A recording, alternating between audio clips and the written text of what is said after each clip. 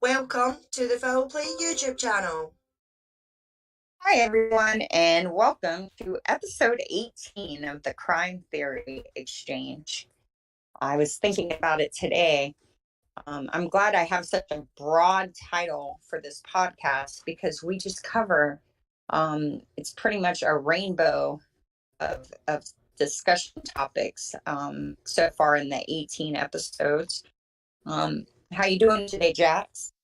I'm doing great. It is pouring rain here and 50 degrees, but typical Michigan. Yeah, it's April. Is it normal to get, does it snow in April up there? It snows in May up here. Wow.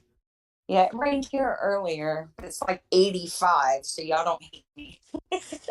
Oh no, it's gonna be a little. Well, it's still typical. Pretty much, we're pretty much on pretty normal. Okay. Yeah. And how are you today, Alice? Yeah, I'm good, thank you, Christina. A bit sad. We're hearing about Ripper, but other than that, yeah, okay. Yeah, that was quite a shock this morning when I saw that, for sure. And Inexplicable Susan joined us. Yay! How are you today, Susan? I'm good, thanks, Christina. Hi, everyone. Yeah. And Zoe, are you chatting? Oh, nope. Of course she is. Zoe. How's Zoe?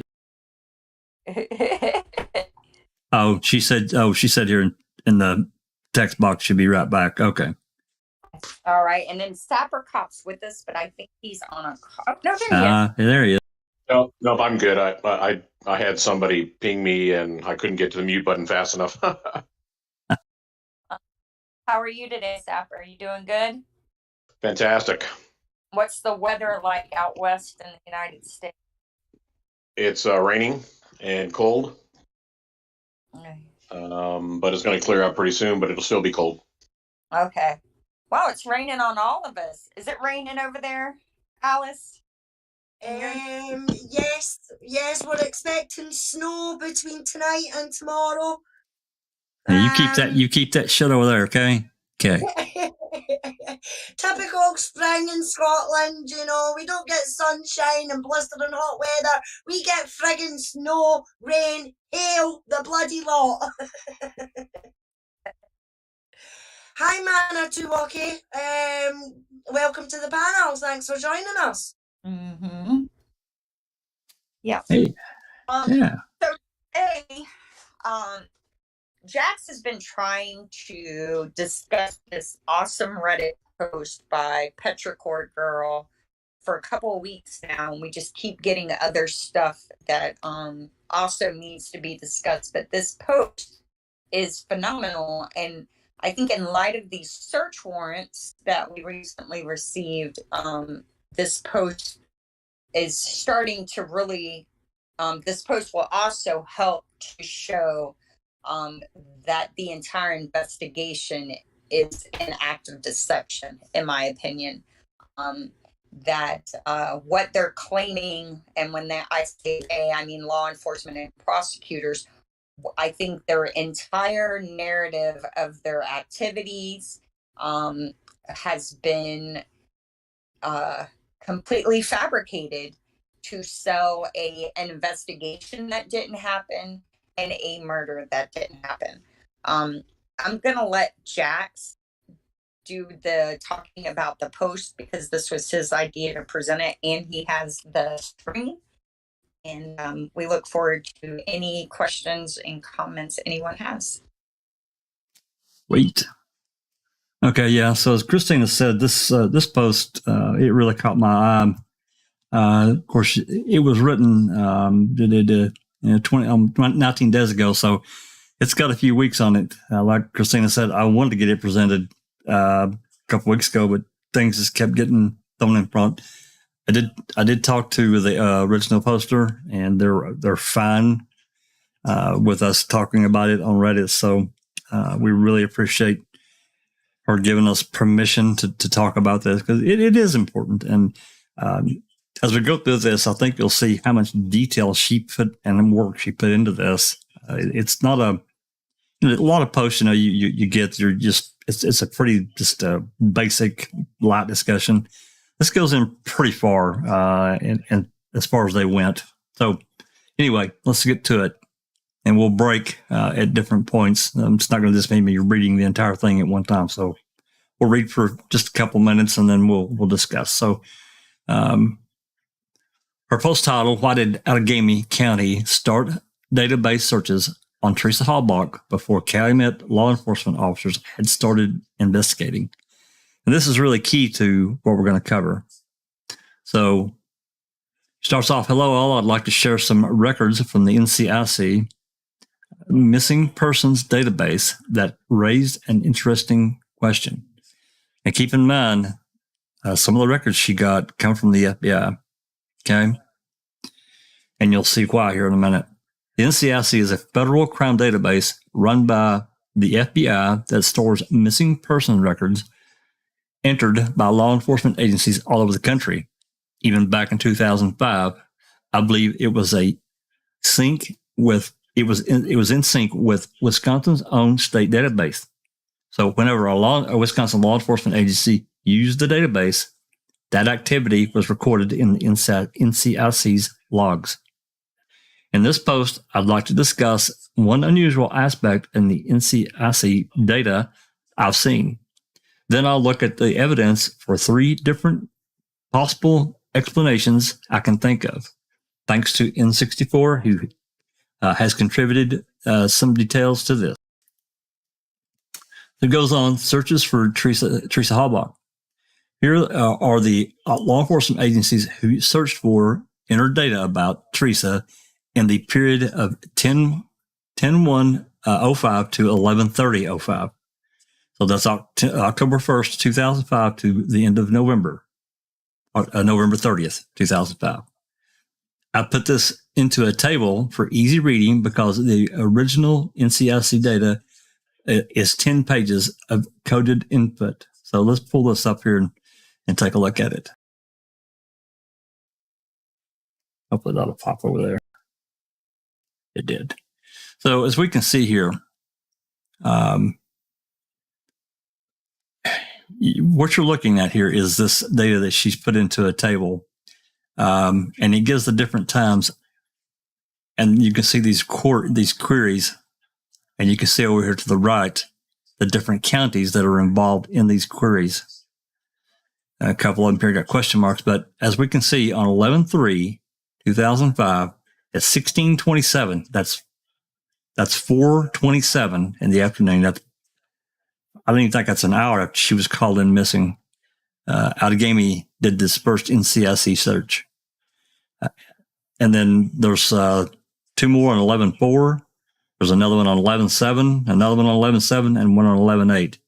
This first one's really critical, though. That's key. And the timing. It's not necessarily because there was a search on 11/3. It's timing and understanding how that happened. Okay, so I'm just going to leave that up. We'll go back to the photo. Queso's activity is not surprising. They first queried Teresa in the database at 2:52 p.m. on 11/3, the same time as opening the incident, and then officially entered her as a missing person at 6:51 p.m. after their officers had made further inquiries with her family. However, the Outagamie County Sheriff's Office is unusual, not only because of how early they ran her name through the system, but also they did this repeatedly over the next several days, including after midnight on 11/4. No other law enforcement agency besides Queso searched for Teresa as much as or as early as they did. So let's break right there. And since Saprikop is here, maybe he can talk a little bit more intelligently about the NCIC database. And then I got a little bit more information I'll share with you just from what I know of Calumet County and their dispatch. Any thoughts, Saprikop? Well, yeah, it's a federal database. So anytime something gets entered, even in a local district that is a missing person or is of any kind of any level of importance, is going to also upload into NCIC so that any law enforcement agency around the country, if they do a search on something, maybe they do a traffic stop on someone, they can check NCIC and see what comes back countrywide on a given individual or whatnot. So yeah, it's very powerful. Yeah, I talked to PetrichorGirl about this, and I haven't had time to do it, but I will tell you, everyone, that there is a channel. I don't know if Zoe may or may not remember this, if I don't know if she's back yet or not, but in the case of dispatch calls, anyone that's spent any time listening to the daily records, and what I mean by daily is if you go to the playlist each day for Calumet County, they have channels 1 through 15. I'm not saying that every single channel is used every single day, but for the most part they are. But there's one channel, and I think it was channel 4, that was a regional channel. So these different counties would use that particular channel to talk to each other, even the state police, and I think even the DCI monitored it as well. So, you had a number of agents. Now, it probably wouldn't go, 4 or 5 counties over, but I'm pretty sure that like Sheboygan and Manitowoc, and I think maybe Door County, and certainly Outagamie County, that's where Appleton is, which borders Calumet County. I think all those counties in that region would use that particular channel. I don't recall. Go ahead. I was going to say they're going to be on specific frequencies, so they're definitely going to have a range limitation. So yeah, you wouldn't expect somebody out of Green Bay to be getting the radio traffic on Manitowoc County's frequency. So, right. I have to add this because I feel like everything happens for a reason sometimes. So y'all remember recently I did a post saying, and I think we did a podcast on it, where I believe that they tracked Teresa's cell phone to within 500 feet of where she last used it on November 3rd, 2005. One of the documents I came across while looking for sources to prove my theory was this really odd PDF, and I don't even think I shared it, but it's called a police intercommunication project. And it's basically, and it was in 2003, I think is when this was written. And it was basically trying to find a dedicated channel, like what we're discussing right here, to allow first responders to communicate out of the public eye. Yeah, Double D chat has got a question. They're asking, who is Outagamie? Outagamie County, it borders the west side of Calumet County. That's the next county over, literally. Right beside Calumet County. So it's right there. That's why I was talking about this particular channel. And I said, like I said, I think it's channel 4 that was used as a regional kind of mash off for all these various counties within like a 5 or 6 county circle. So, yeah, I mean, I can't say that this channel wouldn't be scannable like a regular police scanner. It probably is if if the frequencies can be accepted by a particular scanner, and Sapricop probably would know more on that end. Certain channels are not. They're not scannable. The police and these various agencies have the ability to, when necessary, to go to attack channel or a ghost channel, ghost mode. And while they may be able to talk through their radios, it's not broad. It's unless your radio has a certain crystal or to accept that frequency, you're not going to hear it. I just thought of something, Jack. We also know that these officers worked for multiple agencies. So this could be and what I mean by that is this could be a Calumet officer who also works for Outagamie or a city in Outagamie County. Well, I don't know of any Calumet. I don't know of any Calumet deputy that worked for Outagamie. But again, I don't know. Right. Well, you hear them on the scheduling. If you think back, think about them doing the schedules where they're talking about how many hours can you work, and you'll hear an officer say, "Well, I got to go work for," and he'll name some obscure city to me because I don't live in Wisconsin. I'm scheduled there. Well, So, that's true, but you know that still doesn't really answer our question, our original question, which is how did Outagamie County, or why did they query for Teresa at 427, which is when was the Karen Halbach call? 352. I think it was at 3:02 p.m. I wish Jinx was here because she's got those numbers in her head. Yeah, I can't remember. No, I think it was like 342. I feel like it was. Yeah, let me see. Is she in chat? Seemed to me like yeah, she was in chat. Seemed to me like it was going on 4:00 their time, which would be like 15:42 or something of that nature. So if that's true, we're looking at 40 something minutes. They've already got this information and they're running a query. The question is, how did they get it? Yeah. It's actually mentioned in this post what time it was, and I think it was 2 something. Like 2:40, maybe. I'm looking here. 14:37, 2:37. I was close. Yep. Still. So Christina Mystic Jinx is asking, what is the question? What time called Teresa's? What time Karen Halbach called in? It's down here in the post. It was 14:37. It's down. She's got it down here. Okay. PetrichorGirl. Okay. Anyway, okay. That's what they're saying anyway. Well, that's what's on the timestamp in the system. So that's all we can really go by. So anyway.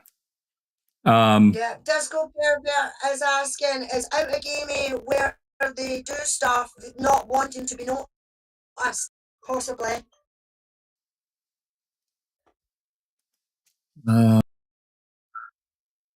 What was the question? I didn't. You kind of broke up there a little bit. Is Outagamie where they do stuff that they're not wanting to be noticed? Possible.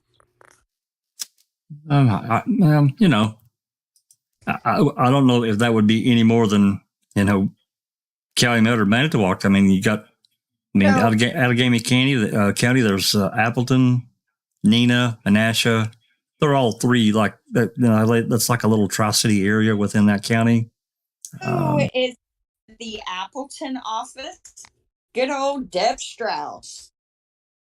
That's interesting. Yep. There is an Appleton DCI office there. She claims to be out. We talked a little bit about this before, Christina, that that's a potential. You know, they heard about it like right away. You know, we know how phone calls go. You know, somebody calls somebody and bam, before you know it, it's reached all the way to X, Y, and Z. However, as far as we know, as far as we've been told, the DCI wasn't involved in this until the Mark Rohr. No, not Mark Rohr, but my mind just went blank. Remaker called. Remember, Remaker called, made the inquiry. Yep, on November 3rd. That's right, but it was later in the evening. It wasn't this early. That's right. So the official narrative is DCI was notified when Detective Remaker called. I think they say they called to inform them, but we now have calls showing that Remaker called looking for the secret cell phone tracker technology. Yeah, he wanted her phone pinged, and he was told that they had the equipment to do it. No, he didn't want her phone pinged. He said because I think it's important we use what he said, because he didn't say he wanted her phone pinged. What he said was, when I went to the investigation desk school, they had this technology that could track a person by their cell phone. I want to know if I can use that, right? He didn't say he wanted her phone pinged. And I think that's intentional, that they have tried to deceive us. I think this is important. I think they have intentionally deceived us about what technology they had capability, what they had access to, and what they were able to get from it. I believe that wholeheartedly, because everything I find from that time period shows that the government, because it was right after September 11th, and this is when they first started trying to limit, and we all know that doesn't even matter, limit what the government could do without a warrant, because they were getting everybody's record, tracking, quote, terrorist, unquote. So there was cases ongoing about them getting this information without a warrant at this time. So, and we see when Detective Jacobs calls asset repair, or whatever they call it, which is Bell South, he gets information about a phone. He gets the address, the person's owner, and this is a landline, and Bell South owns AT&T and owns Singular at that time. He was able to get all of that information. She says you're going to need a warrant, but she gave it all to him before he got her the warrant. Yep, she did. Yeah, and I think that's really important that we remember that, because I believe that all of this is BS. Honestly, I really do. I don't know what this NCIC run means, but I truly believe they knew exactly where Teresa's cell phone went off network within 500 feet. And it wasn't Stephen Avery's property. And they know that, because that's the technology they had they had access to, and they were able to use it. And we have the documents showing that. So I think Buting and Strain really missed a big one by not focusing on what they were, because that would have been able to show that she left, but they didn't have the money to spend to get a reputable cell phone expert. Well, I could have got Cell Tower Mike. Yeah. Sorry, my bad. That was a bad joke. Yeah, but it was funny. But I just wanted to mention that, because you know, and what does this post mean? So now we have potentially what, that even though they claim they didn't open the investigation until 5 o'clock, it was open prior to that. We know that there was a blunt object upon which blood was found in the back of the vehicle that has disappeared. Well, that's got some people on Reddit really triggered. Yeah, I mean, I spent the day yesterday, Christina, all day, and I've still got multiple replies here that I haven't got to yet. Yeah. So a filter is actually saying the blunt object in the rear of the vehicle was the CD case on the seat. Yeah, a couple of them threw that out there. I horse laughed one of them. I'm still laughing about that one. The CD case found in the front and photographed in the front of the vehicle was the blunt. I'm sorry. They're suggesting Teresa was beat to death with a CD case. That's right. I kid you not. I'm not kidding. Yeah, I've seen some of the comments as well, and they are fucking ridiculous. I got one. I'm sorry. Go ahead. You got a question? Yeah, we've got a few. Nene, in chat. Thanks for joining us, Nene. What has been fired or requested from Outagamie? Okay. Yeah. Well, there's more about that in the topic here, and we'll get to that. it's interesting as to what was FOIA'd and what was told to PetrichorGirl. Yeah. So, any other questions? Because I'll read it out here what she went through. Anything else before we move on? Nacho Loco Toco, thanks for joining us, says, I got the impression Outagamie County most likely heard about Teresa by word of mouth through other law enforcement officers, i.e. texting, etc. It does not take long for gossip to spread like wildfire, right? That's true. It's possible. But according to the official narrative, no one started looking into the case until 17 minutes later. And Disco is asking, just checking, were there any sightings of Teresa near there? Not that I'm aware of. No. And we don't have, Jinx can confirm this because she knows Teresa's movements that day. We don't have her being in Outagamie. Like, she had no purpose, no appointments. No, nothing. Nene again, she says, okay, but normally they make people wait 24 hours to report them missing. But somehow Teresa Hallback's missing got around in less than 2 hours. Yeah, we don't know for sure that there wasn't already an inquiry, and I've always suspected that there was on the 1st. And they said, hey, you're going to have to wait 48 hours. I've tried to get those dispatch calls from that period, and they won't let me have them. They've denied my request. Well, one thing to keep in mind is by the time that Teresa is reported missing, she's been missing for 3 days already. So yes, that's correct. So anybody coming across saying they have to wait an additional time wouldn't make sense. Yeah. Right. That's why I'm saying I think Separate Cop, they had already made the inquiry, and they said, look, you need to wait a couple of days, see if she's not, just off having fun or whatever. Yeah, possible. Yeah.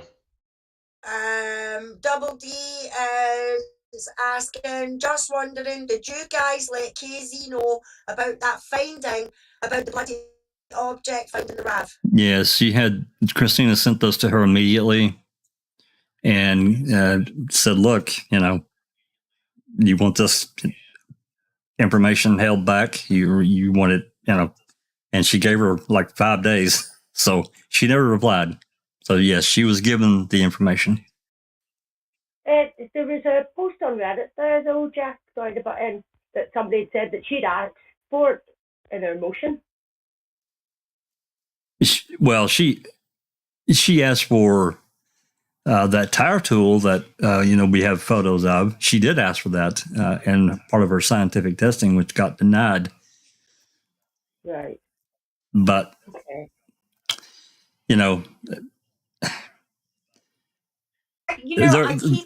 There are a couple. I'm sorry. Well, I just wanted to say, I keep thinking about the photos that you showed of the tire tool they claim came from Teresa's RAV. And if that was the object upon which blood was found, I would expect it, and Sapper can correct me if I'm wrong, I would expect that thing to be bagged. It would not be exposed to elements because it has forensic evidence on it. Well, that's why I was shocked to not see to see that be put on a legal document like that, and then not have it have the accompanying actual evidence thing in the ledgers. Yeah, I honestly think that this blunt object upon which blood was found is something else entirely. But just Jack, you raised a good question for Sapper Cop. Like, do you think they're trying to beef up a warrant here? Is that something that would be put on to beef up a warrant, or? I'm going to tell you, I was going to ask Sapper Cop this the other day because that was one of my first questions.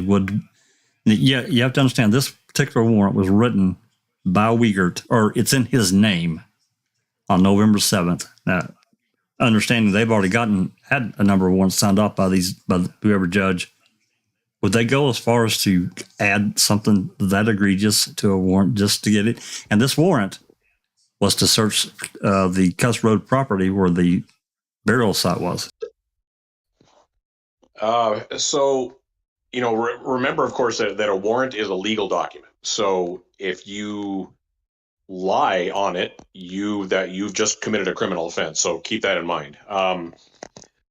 Now, there's lots of tips and tricks to warrants, based on what exactly it is you're looking for, kind of thing. So, how to phrase it, stuff like that. But that would be more along the lines of maybe, if you want to call it embellishment more than anything else, but not, you wouldn't outright lie on a warrant, because, if you fill that thing out and you put something that's an outright lie in there and a judge signs it, you're toast.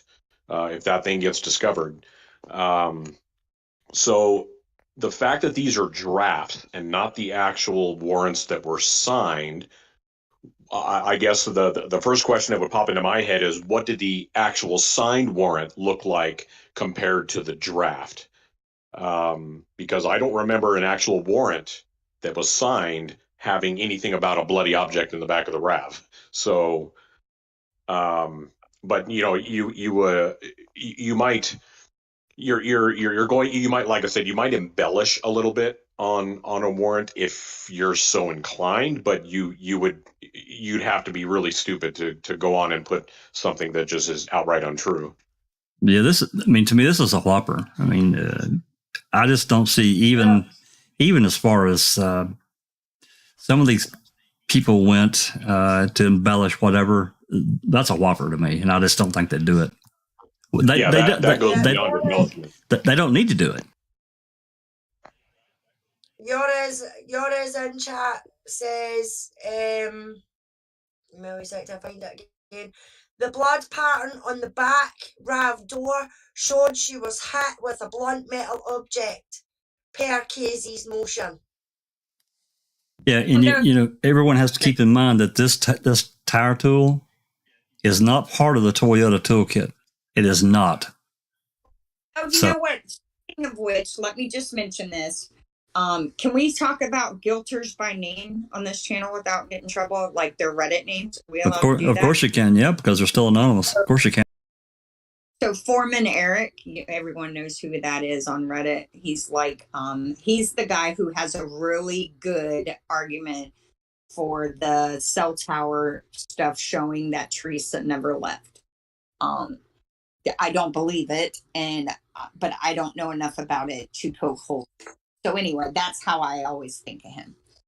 He's been around for years, and he is trying to switch the narrative about this blunt, bloody object to saying that the bag was matched, the tool was matched to the bag on top of the Suzuki. And I find that interesting because as far as I know, there was no actual report done where they go and match that tool to the kit and show that kit is the kit in Stephen's garage, and that tire tool was missing from the kit in Stephen's garage, and the tire tool in the RAV is indeed the tire tool that goes in the kit, right? So I got the document that shows that.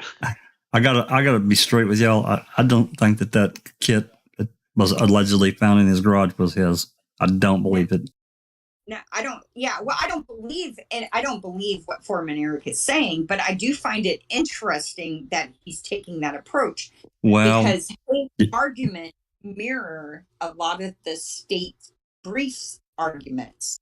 Did you see the post in Discord the other day after we did our podcast that Kent 3334 put about the tire toolkit? That's right.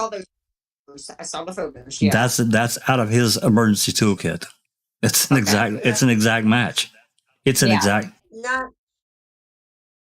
Natural local Toco. The RAV would have had its own lug wrench as part of the car's kit.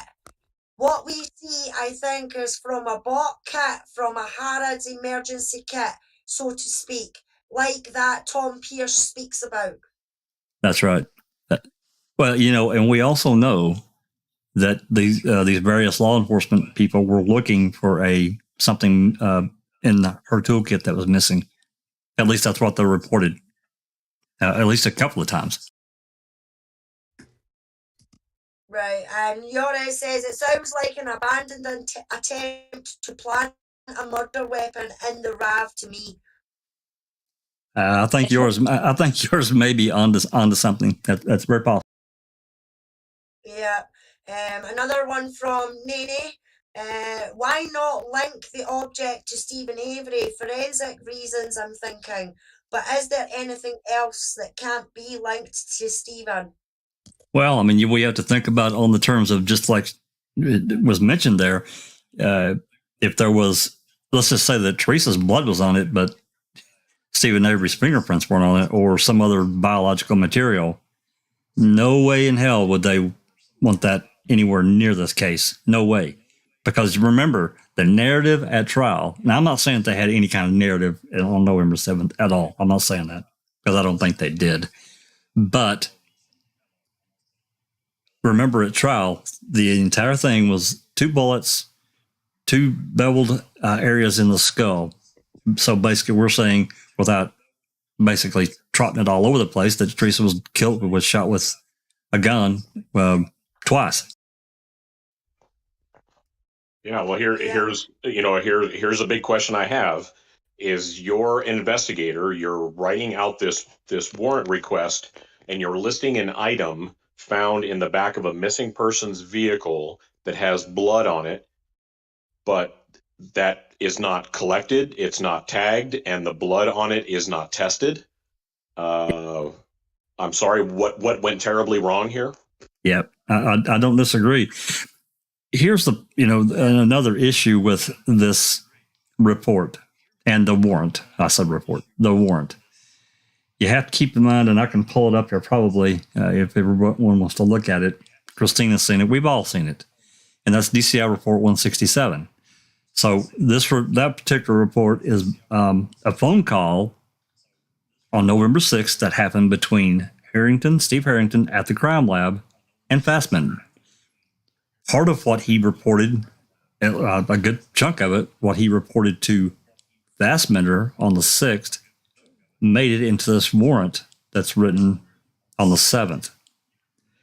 It is odd to me, it's really strange to me, that report remember, this phone call happened on November 6th, but this report was not created until, I think it's December 14th. Is that right, Christina? Yeah. I think it was created on the 14th or 15th and approved on the 22nd of December. I want to find out. Now I'll run my mouth and I'm curious. I have to find out. You guys talk about hold on. Well, there's a question. Yeah, we've got a question from Kelly Perry. She says, remember years ago the discussion of Teresa having a flat tire? Liger had the spare tire cover in his trunk for months. I wonder what evidence was on that cover. Well, it was, this return of evidence came from the Wisconsin from the crime lab on like the 24th of May, 2006. The spare tire cover was not turned in to Hawkins on the 30th of June. So it was roughly 36 days, something like that. We don't know exactly when he got it for sure. We know it wasn't tagged like all this other evidence that got returned from the crime lab. For some reason, we don't know what he did with it. There's no report, nothing. Okay, here we go. Kelly Perry, flat tire, blunt instrument, blood spatter, tire cover, not turned into evidence in a timely manner, and many, many more. Yep. Yeah, there's too many So, things. yep. So we can see things wrong in the case. So. Well, I mean, this is another thing that really bothers me. I don't know what bothers other people too. This report is written, or the occurrence happened on November 6th. but no report for 5 weeks, 5.5 weeks later, 12 to 14, and it got approved on 12/21, as Christina said. So Yeah, I knew it was around there. It's like they approved them all and went on vacation for 2 weeks, right? Because you have the holiday season, and that's it stuck with me. I guess, or it's like it got passed on to someone else to say, "Hey, what do you think?" And they're like, well, blah blah blah. Yeah, I don't know if I mentioned this. That Carolyn Kelly that does all the approval of these reports. Yeah. She, if you Google her name, actually, I don't use Google anymore, but if you search her name, you're going to find that she fell out of favor with the DCI not long after this case, and made a lot of allegations about a hostile work environment and being mistreated as a officer. Oh, I can't imagine that.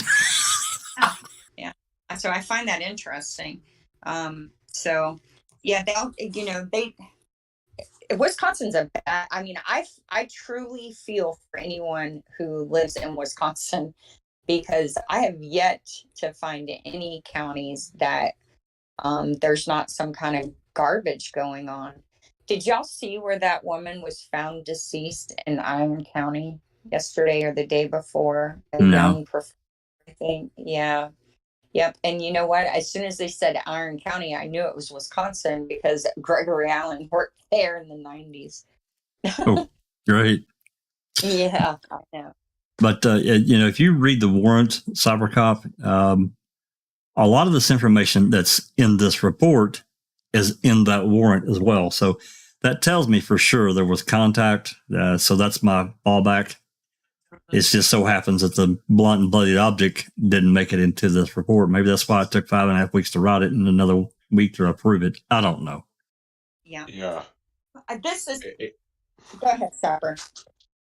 Well, I was going to say, it's what prompted that to be put in even the draft, right? Mm. I can think of all kinds of reasons why it may not have made it into the actual warrant that was signed. But if you put it in a draft, that means it existed. Otherwise, you just make that, bring that up out of, or make it up out of whole cloth. That doesn't make any sense. So something existed. Why did it disappear? And where did it disappear to, and who made it disappear? They brought up all kinds of questions. It does. And that's what made me say it, because of the report that connected so much of this other stuff. It tells me that it's true and factual. And so this piece of whatever this blunt and bloody object is has disappeared down this dark rabbit hole that so many other things have disappeared to. Yeah, and the other thing I was going to mention is the wording that's used. They just mentioned blunt object. If I'm the investigator and I found a tire iron that had blood on it, I'm going to describe it as a tire iron, and I'll even put in the brand name if it has one. I'm going to be specific in my descriptions, but to just say blunt object is very generic and ambiguous. Yeah. Which means that maybe they didn't know what it was. Or it's allowing them an out so that they can say, well, I was referring to the tire iron, when in reality it was a mag light. As long as they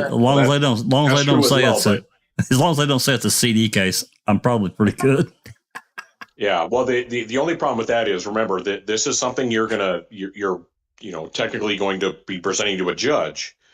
And if a judge approves it, part of that is going to, come into play of how big the object is, right? Because that's going to restrict where you're going to look. Because if you're talking about a small lug wrench, you could potentially look in a desk drawer. But if it's a larger object, maybe it does not allow you to look in a desk drawer. That's why it's really important to be specific in what an object is, the size of it, if and all that kind of thing. Because that even could be a question a judge potentially could ask you. Well, what do you mean by blunt object? How big is this thing? That kind of deal. In your opinion, Sapper, the reports you've read in this case, they're woefully missing all the normal skills or normal information. Would you They're say that? terrible. Yeah, they are. And do you think it's So just to Do I think what? clarify something, Suffolk, oh, sorry, go ahead. Oh, I just didn't catch the last thing Christina said. no? Do you think it's intentional? Like they know that they're not writing reports the way they're supposed to write reports, but I think some of them are. So certain of the players like Wiegert, Dietering, Colburn, Really vanilla report writing.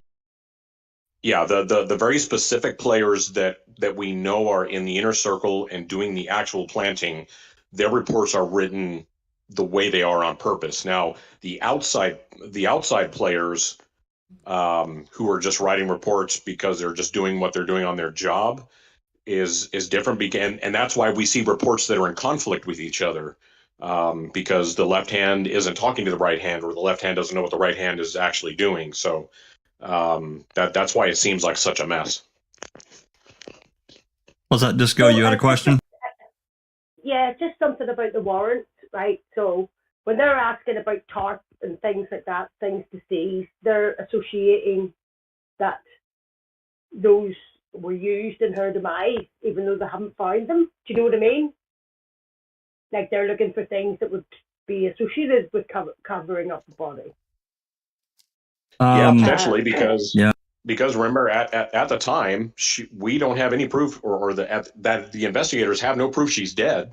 So they're going. They should be proceeding. You know, they're in other words, they should be tagging and bagging everything. They shouldn't take an object and go, well, I don't know if this is involved or not. No, bullshit. You're going to tag and bag everything because you have no idea what's going to come into play. Yeah. Yeah, but I think what I'm getting at is, like, they can't go and say, because the thing is, it's like the cart before the horse a bit. What if they knew that she had blunt force trauma and they were like, we need to look for something with blunt force trauma and not the shotgun, or not the gun, which they didn't take a photo of anyway. But that's why I said there's a reason that was put into the warrant. And phrased the way it was, right? Yeah. So it's like they think that that's what's happened. So there's a bit of a head knowledge there that we're not privy to, maybe. Or they just want a blanket search for how you could kill anyone. You know, guns, blunt object, or, you know. But what's different about this, let's get it right, that they're saying that they found this, the lab, like it's an actual item that they found. It's not what they think they might find. Correct. Yeah. The warrant reads as if we have this item. That's right. Yeah. Right. Yeah, but it's interesting that that's the only warrant that has that sentence. That sentence is nowhere else. Can't be found anywhere else. It's not mentioned anywhere else. There's no blood testing, and that's what makes me think it isn't the tire tool. Honestly, I think that the murder weapon was in there, and they thought they could somehow link it to Stephen, or they just put blunt and bloody the object in there to convince the judge to give them a search warrant, and then knowing that they had because they were going to make this be a Stephen Avery crime, and then someone said, hey, we can't submit that. You know, it's just so weird. If it was the tire tool, it would have been bagged, I believe, unless they intentionally cleaned it off and just forgot to delete the sentence. Yeah, I don't know. There's an argument to both sides to that. But somebody did bring up a good point. I was reading yesterday. Maybe they were somebody that was hanging around all this, was, you know, kind of forward thinking and backward thinking, and knowing that Stephen had, went after Sandra Morris with his gun.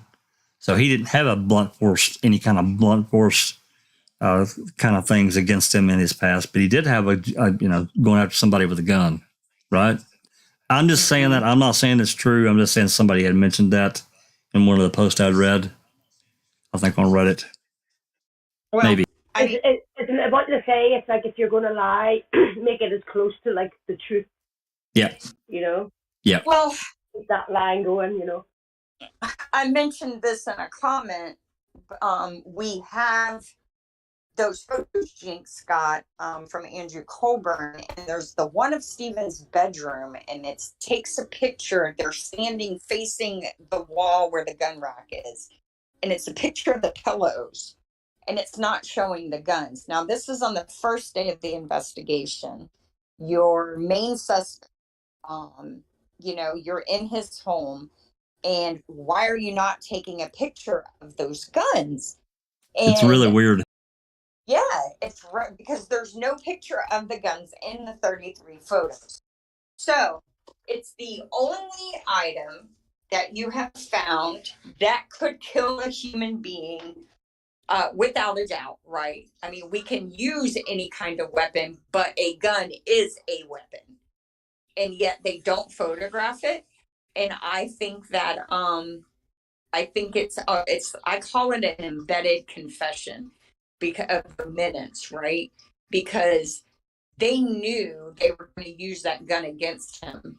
Well, so, we're definitely missing some photographs because I had a 35 millimeter camera actually it was my brother's that I used more than he did.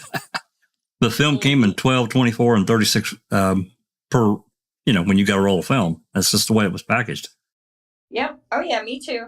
I have tons of. So Jinx ends up with 33 photos. Something's freaking wrong. As we were told by, at least what's in the discovery emails, there was 2 rolls of film that were undeveloped. So how do you get 2 rolls of film with only 33 photos? I'm sorry, that math doesn't work out for me. No, me either. And they're crap photos too. Yeah, they're really bad. And Colburn supposedly is their forensic evidence tech by this point, right? Well, he's definitely one of them for sure. So he's been trained on how to take proper crime scene photos. And so that it just, and I think it's an embedded confession by omission, because why would you not take a photo of a gun? And I got something to say. Oh, there's Jinx. I knew if I kept saying your name, you'd come and talk to me. You got your ass Beetlejuice. You got Beetlejuice in here. Let's go, Jinx. So you keep talking about these pictures that I got.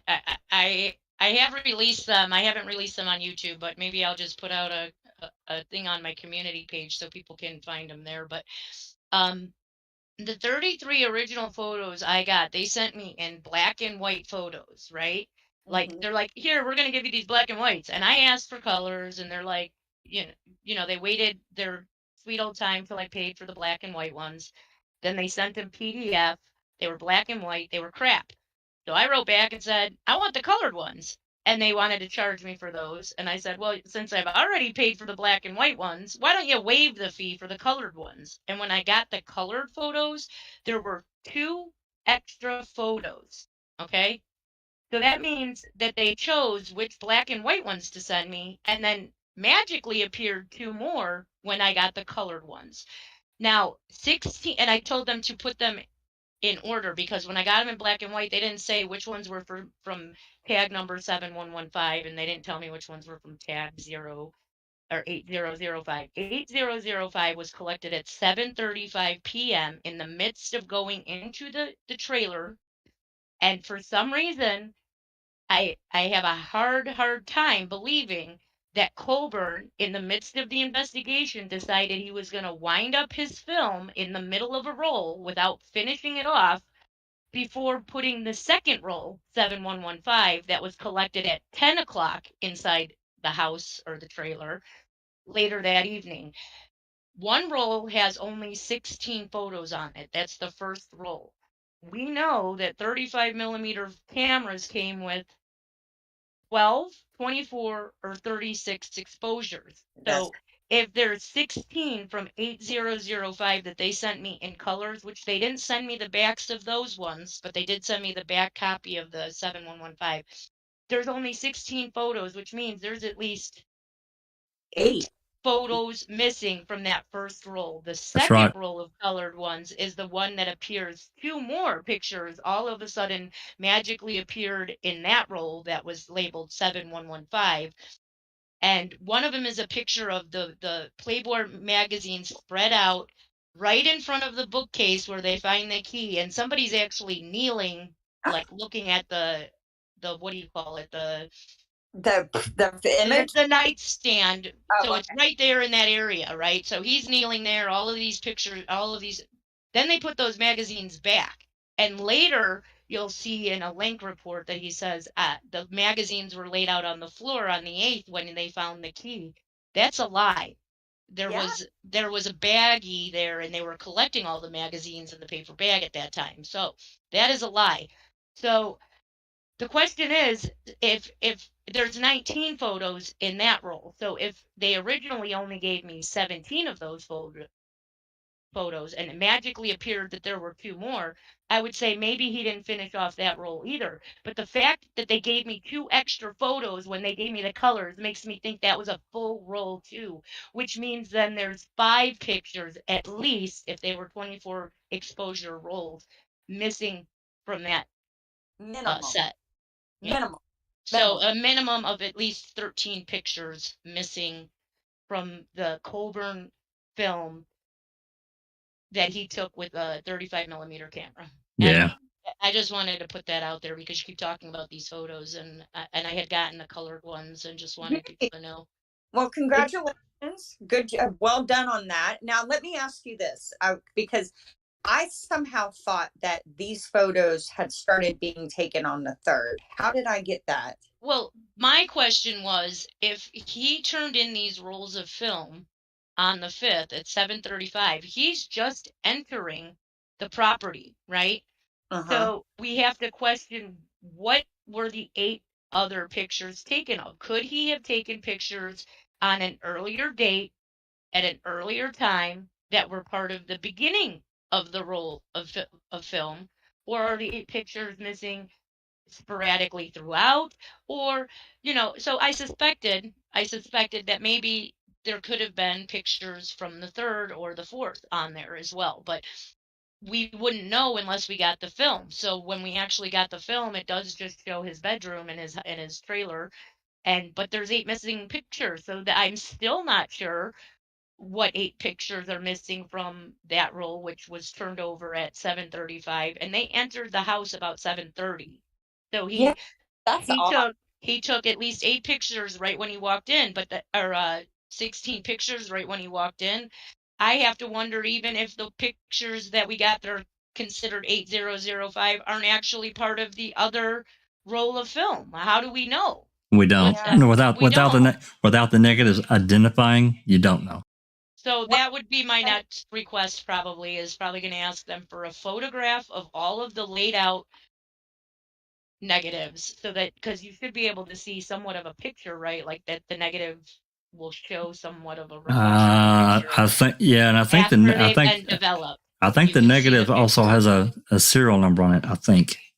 In my experience, when you're looking at the negatives, when they're exposed, they're light. When they don't turn out, they're dark, right? Right. So they should have light ones that you can hold up to the light and be like, okay, this is the one on this exposure that I would like to have reprinted, right? Like, so you can pick out just one photo from your negative if you wanted. Yeah, right? Exactly. So make sure, and you probably are going to do this, but I wouldn't be me if I didn't say it. Make sure you ask for a color copy of those negatives.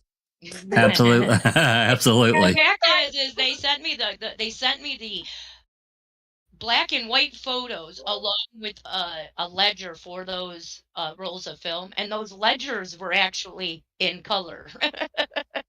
Oh, weird. So I thought that was kind of funny that they gave me those in color, but the black and white pictures were not. How strange. Oh my God. So, what that says. They are petty, like they're intentionally petty people, right? And then they purposely like turn all of the pictures all different ways. So then when they put them in a PDF, you have to like, you have to keep turning the PDF to see which picture you're looking at, because none of them are all in the same, direction. So I took them all out and I put them in a folder on my drive, and I'll probably, if you guys want to put them onto the, foul play site somehow, that's fine too. But I'll probably sometime today go and link them into my community page, just so people on YouTube who don't do Facebook, Discord, or Twitter can see them, because that's where I posted them already. You're I don't think that that was one of my questions. Pete Moss was asking, are these photos available on foul play site? They will. But they could be. They will. I think Zoe can get that linked up. If it's a PDF, it shouldn't be a problem at all. It's not I took them out of PDF because otherwise you have to keep turning it. And well, turn it now with Adobe. She can put them back into a PDF if she wants to. Yeah, she can put them in a PDF that they're all lined up properly. I kind of like them separated, but that's up to you guys. Yeah. I wouldn't describe this as petty. I would describe this as intentionally deceptive. Yeah. Because if they're providing you, if they're providing you a group of photos in one format, and then when you ask for a different format, you're getting extra stuff later. No, they're intentionally holding something back. Give me every goddamn picture I asked for. Absolutely. Right, that's how I see it. So, yep. Yeah. Oh, sure. Yeah. Yes. Sorry, we've got another couple of questions for Nene. How early does everyone think they had their narrative? Did they go with the gun to relate it to Stephen's history? Well, that was the suggestion that was, that I read yesterday, is reasons they, this blunt object was, kind of taken off the shelf and thrown in the dark hole. I don't know that, but that would be because of history. I don't know, maybe. And then another one from Nene, and then one for Paul Ward. There is no excuse for not bagging and testing it. That can even be negligence. How many cases of law enforcement lost the murder weapon before testing? That was definitely intentional. It's not. It's not negligence. It was intentional. If that thing was put into a draft of a warrant because it existed at the time and then disappeared later, that's not negligence. That's intentional. Yeah, I agree 100%. Now Paul Ward. Go ahead. Sorry, Sabaron, you go. No, go ahead. Paul says, has anyone have the same opinion that everything in the RAV looks like a little stage, like the CD player behind the driver's seat? I don't know that was necessarily staged. I think we do have evidence of things that were moved, like the wild cherry Pepsi can that was observed in the floor, and then all of a sudden it's in the console wrapped in a napkin. And I think we kind of all agreed that, if it was found laying on the floor, that the, what would you call it, like a purity of a DNA sample taken from that can might be viewed as not viable. I don't know. I find it interesting that even like you have no pictures of the gun in the gun rack. The bed is all dusty. The pictures of the guns in the gun rack might actually show the guns just as dusty as the headboard was, meaning that it wasn't used recently. Correct. But also with the console, you're talking about the console in the car where there was not only a wild cherry Pepsi can, but this is also where the other end of the lanyard was supposed to be found that connected to the fob that was found in the bedroom, right? Correct. That's right. But we have no actual picture either of the console with this lanyard in it. That's right. We don't. It's nothing in situ. No, and you know why, don't you? Because it wasn't found in the center console. So most likely in her blue bag when they finally decided to open it. I don't even know. Maybe that's a possibility, but I think it more likely they brought it from home and just added it to the narrative. That's also a possibility as well. I've thought both, actually. This is what I think about that, because then you're putting Scott Bladorn and Ryan Hilgas as part of the framing, right? Like, for me, why would they would know then that this key was not in the car. So why would they agree to allow a department that they're supposed to trust in to get justice for their roommate and friend to just take evidence to plant against Stephen? Wouldn't they, as Teresa's loved ones, want a clean investigation into what happened to her? One would think. Why would they agree to that? That's the only thing I don't understand. The only reason I can think of agreeing to that is because they were part of the crime somehow. So, or I don't know. That one's a little iffy for me. Yeah. Well, I could ask the same thing about the Hallback family. Their actions or lack of actions could almost say the same thing. Yeah, but y'all have to. I don't judge them by their actions. What actions did they do? They didn't cry enough for It's you. It's just if lack. They cried too much, if they it's, cried too much, would that have been too much in two stage because they cried too much? It's just when it the comes lack of to action. That kind of thing, I just don't know what to make of that, because this is a situation they've never been in before. They've never had a missing person before. I can't imagine having to go through a situation like that and how I would react. Would I be angry? Would I be confused? Would I be crying? Would I be like totally stunned into total silence? I can't go by that to judge them. But in this situation with Ryan and them with the key, you're saying they actually knew the key was there, because according to the news and the report from KZ is it was right there on the counter. I don't see that kind of action, just because, I mean, they're related to this Pagel guy in some way, so they're trusting the police to do their jobs. I don't see that as being nefarious in any way. Yeah, but when it comes to the mother though, Jinx, being a mother, if my son disappeared for 3 days, I would be distraught. I would be phoning the police in tears and everything. But you can say that now because it's never happened to you, right? Like, you don't actually know if it did happen to you that you would not be in shock and not be able to do the things that you think you would do, because you don't know how that would be. You can say that, but you just don't know. For instance, my grandmother died. My mother was in the hospital with an aneurysm dying, okay? When my grandmother died, I was in so much shock, I didn't cry. Does that make me a person? I was in a process, a grieving process. The grieving process is many steps. So how do we know that they weren't just in denial? You know what I mean? Because you just don't know how that process is going to start for someone and someone else. Right. I don't know of any parent. I don't know of any parent anywhere who would. Hold on. As the co-host of this show, Sapper first, then Alice. Actually, Alice started before me, so she can go. Sorry, I thought it was the other way around. Alice first, then Sapper. See, I can't even know my own show. I was just going to say, I'm not trying to say that what happened to Jinxie's gran is not important, not sad, and as you say, you were in shock. But being a parent, the worst thing that can happen to a parent is losing a child. Whether that child is missing for 4 hours, whether that child is missing for 5 days, it is something that you go through. And me being a parent, I would be in bits. I would be crying all the time. I'd be wondering what's happening. If I'm phoning the police to say that my son or that is missing, I would be in tears. It wasn't just my grandmother dying. My grandmother died, and I took care of her, and I loved her, and I was very, very sad about it.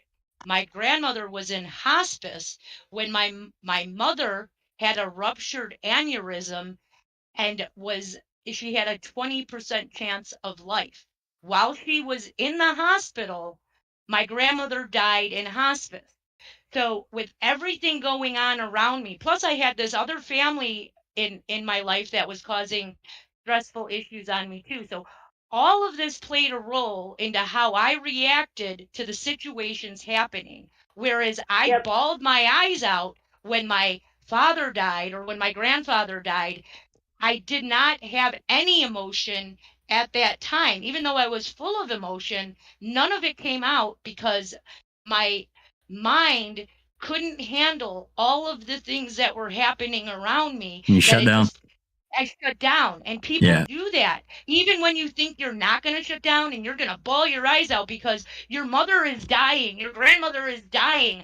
I should have been bawling tears like no other, but I was in such shock of the whole situation that my mind literally shut down from me so that I could still attend a funeral, so I could still go to the hospital and see my mom in a situation which was unbearable to even look at. You know, so you can't judge what somebody does or doesn't do in a situation, even if you think you yourself would do that, because you really couldn't say what would happen and what other things are happening around you. If that happened to you, how you would react. It's good to say that you might, and to judge someone that doesn't react the way that you think you would react, I think that's wrong, in my opinion. So you're actually talking about two completely different scenarios. You're talking about you're conflating. yes, because you know what those people are. They're not missing. Yeah, you're talking about family members dying and one you're talking dying. about but you're talking about family members who are actually dead. You know they're dead. You've seen them. That's different than you have a child missing. You have no idea where they're at. You have no idea who they're with, who has them. Say that their mind doesn't shut down too. You can't. No way. There's not a parent on this planet whose child is going to go missing and they just sit in their home and sulk and say nothing. I'm sorry, absolutely but not. Have you seen the Summer Wells case? Let's just talk about that case where the parents are totally off their whack job and they have a 5-year-old daughter missing. You cannot just judge someone by their actions because of the stresses that they're going through. You just can't say that. We're getting way off the reservation here. I'll stop now. Let me just say this. It's not just how they acted during Teresa's time where she was allegedly missing. It's not how they acted once she was confirmed deceased. It's not just how they acted at trial. In the years since her death, their actions have also been in contrast to what you normally see. Her, for instance, what I was thinking of when you were talking is nobody. But define normal, because your normal might not be the normal of someone else. Finish, please. No one in that family has even mourned at her gravesite. When y'all went there and showed us the grave, I don't remember who did. You could tell nobody had been there in years. You know what I mean? What does that have to do with them mourning her? Did they mourn her? Is her body even buried there? Maybe they mourn her in the urn that's on their fireplace. How do you know that? Something is not right in this case, and we can all agree with that. And I think the Hallbox actions say that they know that too. That's all I'm going to say about it. No one grieves. Not every person grieves the same. No, they don't. Charlie Routier, but her actions got her on death row, right? And I believe she's innocent, but she didn't react the way society thinks she should when her 2 children were killed. So they convicted her of that murder.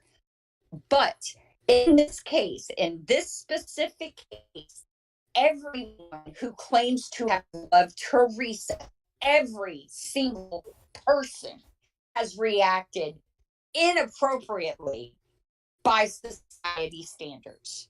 No one has reacted with overwhelming grief, shock, tears. Everyone. But that's only in the camera, right? Like nobody acted like that on camera. That doesn't mean they didn't act like that behind the scenes. Just because you didn't see it doesn't mean it didn't happen. No, but we know that the camera was on them repeatedly, multiple times. Also put this into thought. Your daughter's missing and they're telling you she's dead, but they can't provide you with a body to confirm it. That's another thing, right? All I'm saying is that not one person who claims to have loved Teresa has acted like you would expect someone who claims to have loved Teresa to react.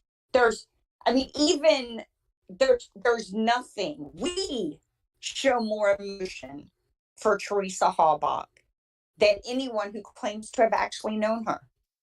Yeah, I don't disagree. And, I've kind of just listened to all the conversation.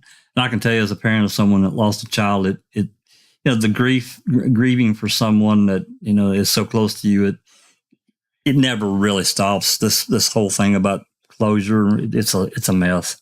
Don't let anyone ever tell you that there's closure, because there's not. But I get what everyone's kind of saying. I think we saw some things that really struck us as odd. One of them was Mike Halbach's statement about the grieving process, and he said it really early on, and it came across maybe wrong. I don't know. Maybe he didn't mean how he said it. Maybe he was clumsy in his words, because when you get in a situation like that, it's I don't know how to describe it. I know that I was numb. When Caitlin got really sick, I was numb. I literally my brain was just like, I can't even really, there's not really words. I guess you're not supposed to have the words to kind of impart that kind of thing. It is unfortunate we only get to see snapshots in time of the family.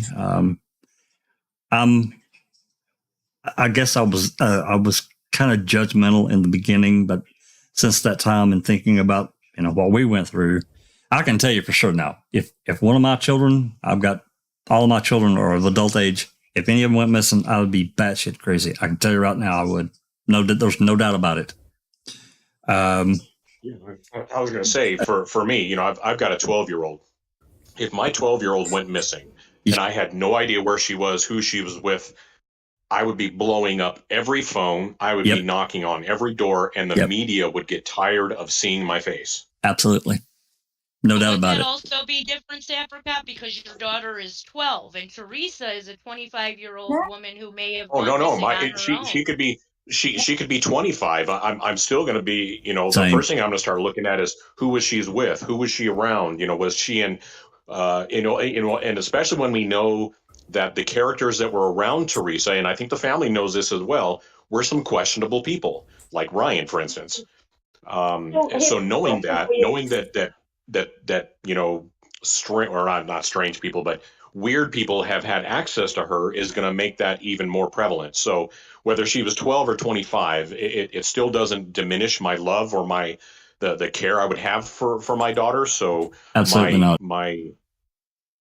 So I would still be taking kind of the same steps, but not just that, but even looking at now, with Kathleen's briefs, knowing Kathleen's reputation, what she's done in the past, she's not full of shit, because look at what she's done before. So when you have somebody of her caliber coming out and posing the questions she has posed and the information she's found, even if I was told in the beginning that Teresa was killed by Stephen, I'm going to look at the stuff that Kathleen has put in her briefs, and it's going to cause me to question. I may not believe everything she says, but I'm certainly going to ask questions. The Halbachs, not a peep.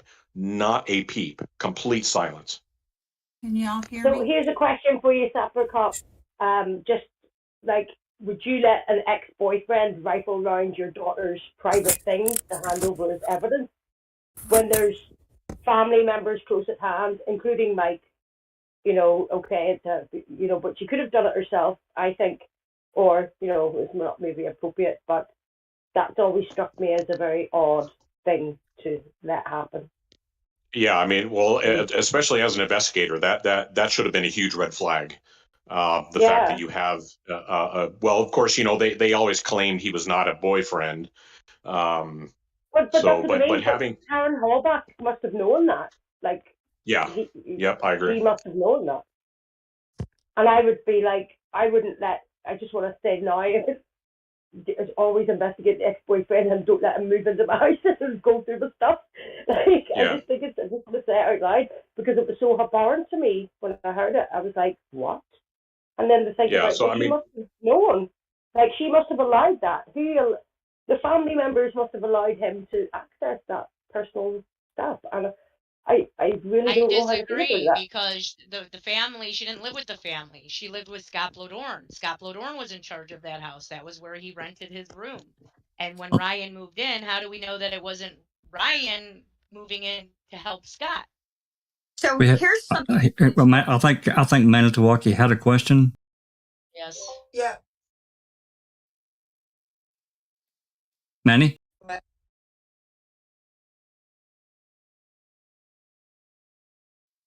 I think that's Manitowoc. Manitowoc? Can you hear me? Yep. Yeah, no joke.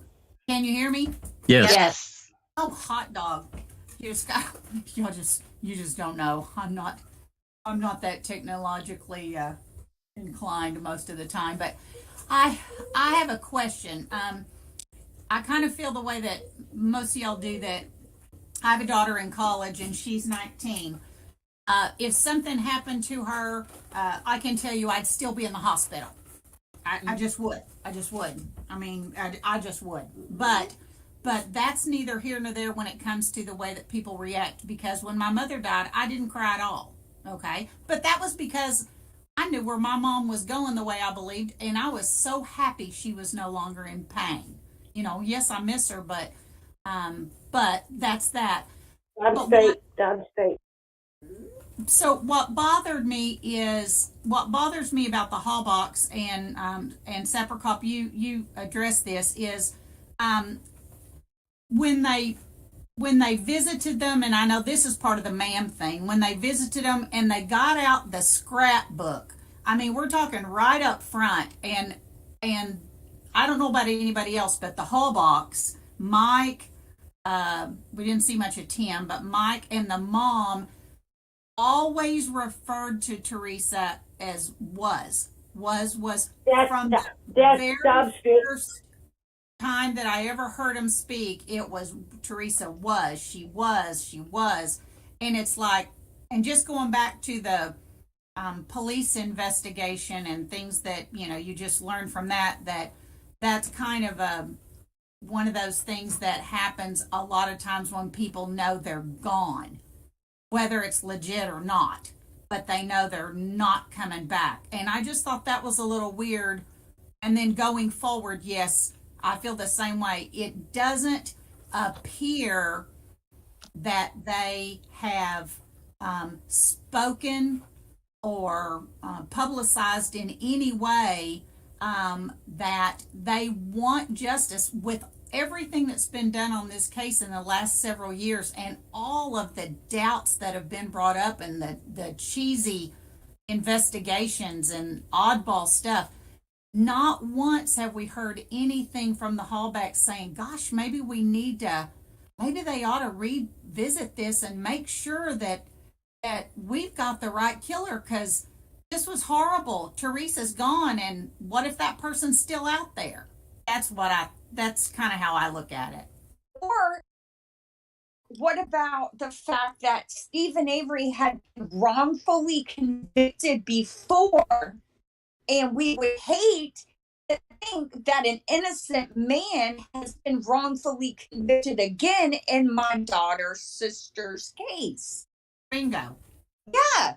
I mean, it's a great stance to take. And for not one of them to have any concern knowing what was done to Stephen Avery already by the same cops. Yeah. Remember early on. Go ahead. It's definite. So just remember, I want to get this right. So they released a statement saying that they were annoyed that after there's Man 2, that Netflix were profiting off their misery. Yes, but they didn't know anything about Greaseback or Crack Or Kratz, I think, said he would donate a certain amount of money from his pamphlet to the Teresa Hallback, but I mean, we're not guarantee big sales of that. Remember that we, the community, have access to records that were not provided in the court, that was not heard by the jury. That's true We too. don't know if they have even seen any of them to even be upset.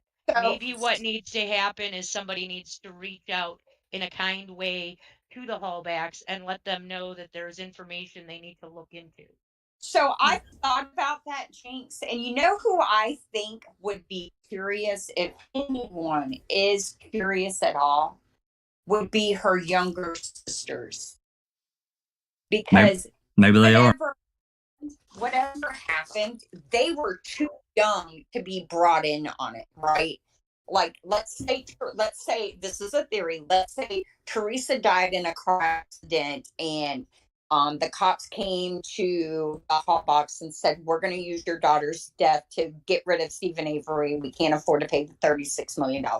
We don't need to argue about whether that happened or not. Let's say that's what happened. They are not going to bring Teresa's younger sisters into the fold, right? They're not going to say anything to them about that, because they can't trust them to keep their mouth shut because they're kids. Right. But as they grow up, they're on social media, they're doing all these things. I would think if anyone is curious and hasn't been fully molded to buy the narrative, it would be them. Well, that brings up the other side of that.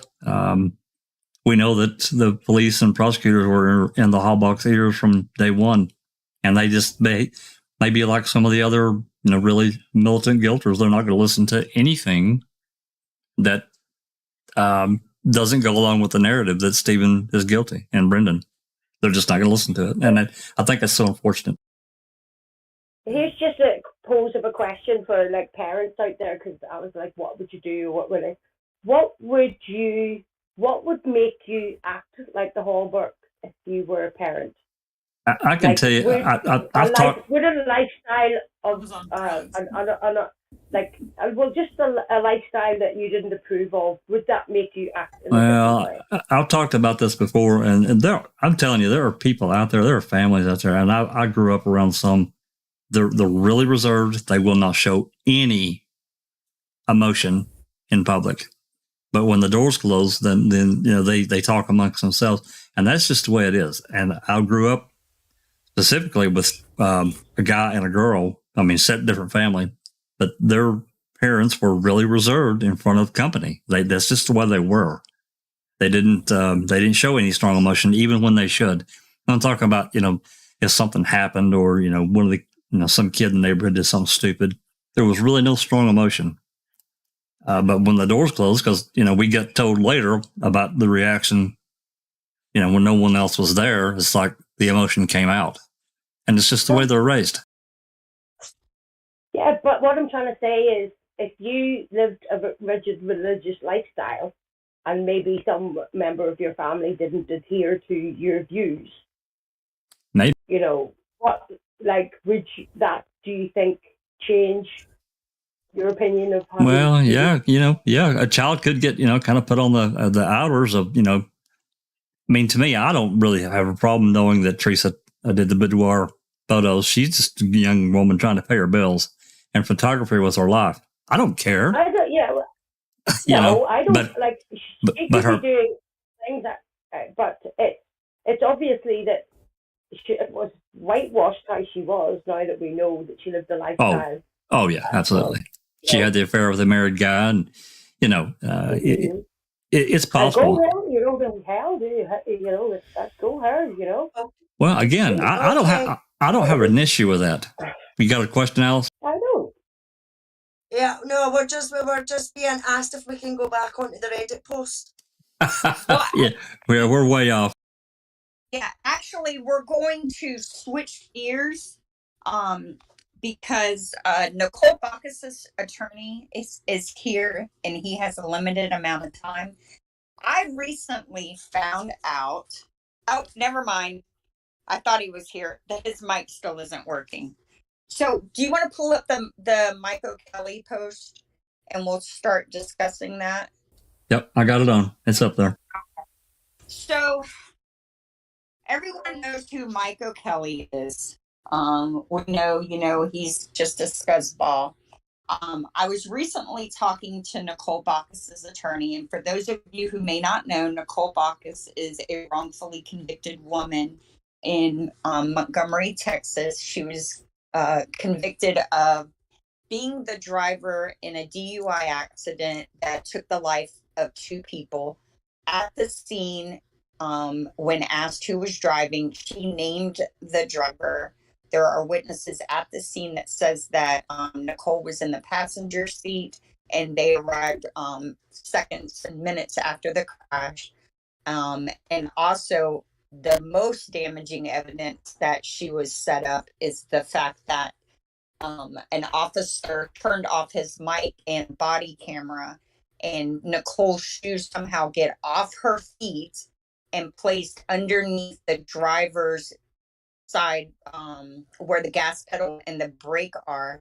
And that's the evidence to prove she was driving the vehicle. Anyway, I was talking to her attorney, and he said, did I ever tell you how Nicole and Stephen's case have a direct connection? And I was like, no, because this is in Texas. And he's like, well, and so it's Mike O'Kelly. And so he sent me a link to a Reddit article. I personally did not realize that Mike O'Kelly has literally traveled across the country and has allegations of, I don't know if you want to call it fraud. He's a scammer. Yeah, he really is. So they know him as Cell Tower Mike, but he, in Texas, and this isn't even Nicole's case, in another Texas case, without the attorney's permission, he went and visited the attorney's client in jail 17 times and billed the attorney for $100,000. There's a case out of Michigan, your home state, isn't there, Jack? Yep. And what was that case about? I don't remember what the case was about. I just remember that he turned in a massive bill to the court, like $105,000 or something, and the judge pretty much laughed at him out. I think they ended up paying him like $12,000 or $15,000. He didn't testify either. Yeah, and that's despicable. That guy. Oh, really is. There's I think he's been in my state, which is Florida, and he's got one out of there. But this is a really good Reddit post. And another thing that I noticed, because I was trying to do a little bit of research on him, is that I think he's actively trying to rid the internet of any articles that are disparaging to him. And so that shows us that, that you can pay to control what's online about you. Oh, you can get stuff whitewashed out, oh yeah. Yeah, even if it's in the public. So, but there's one out of Nebraska.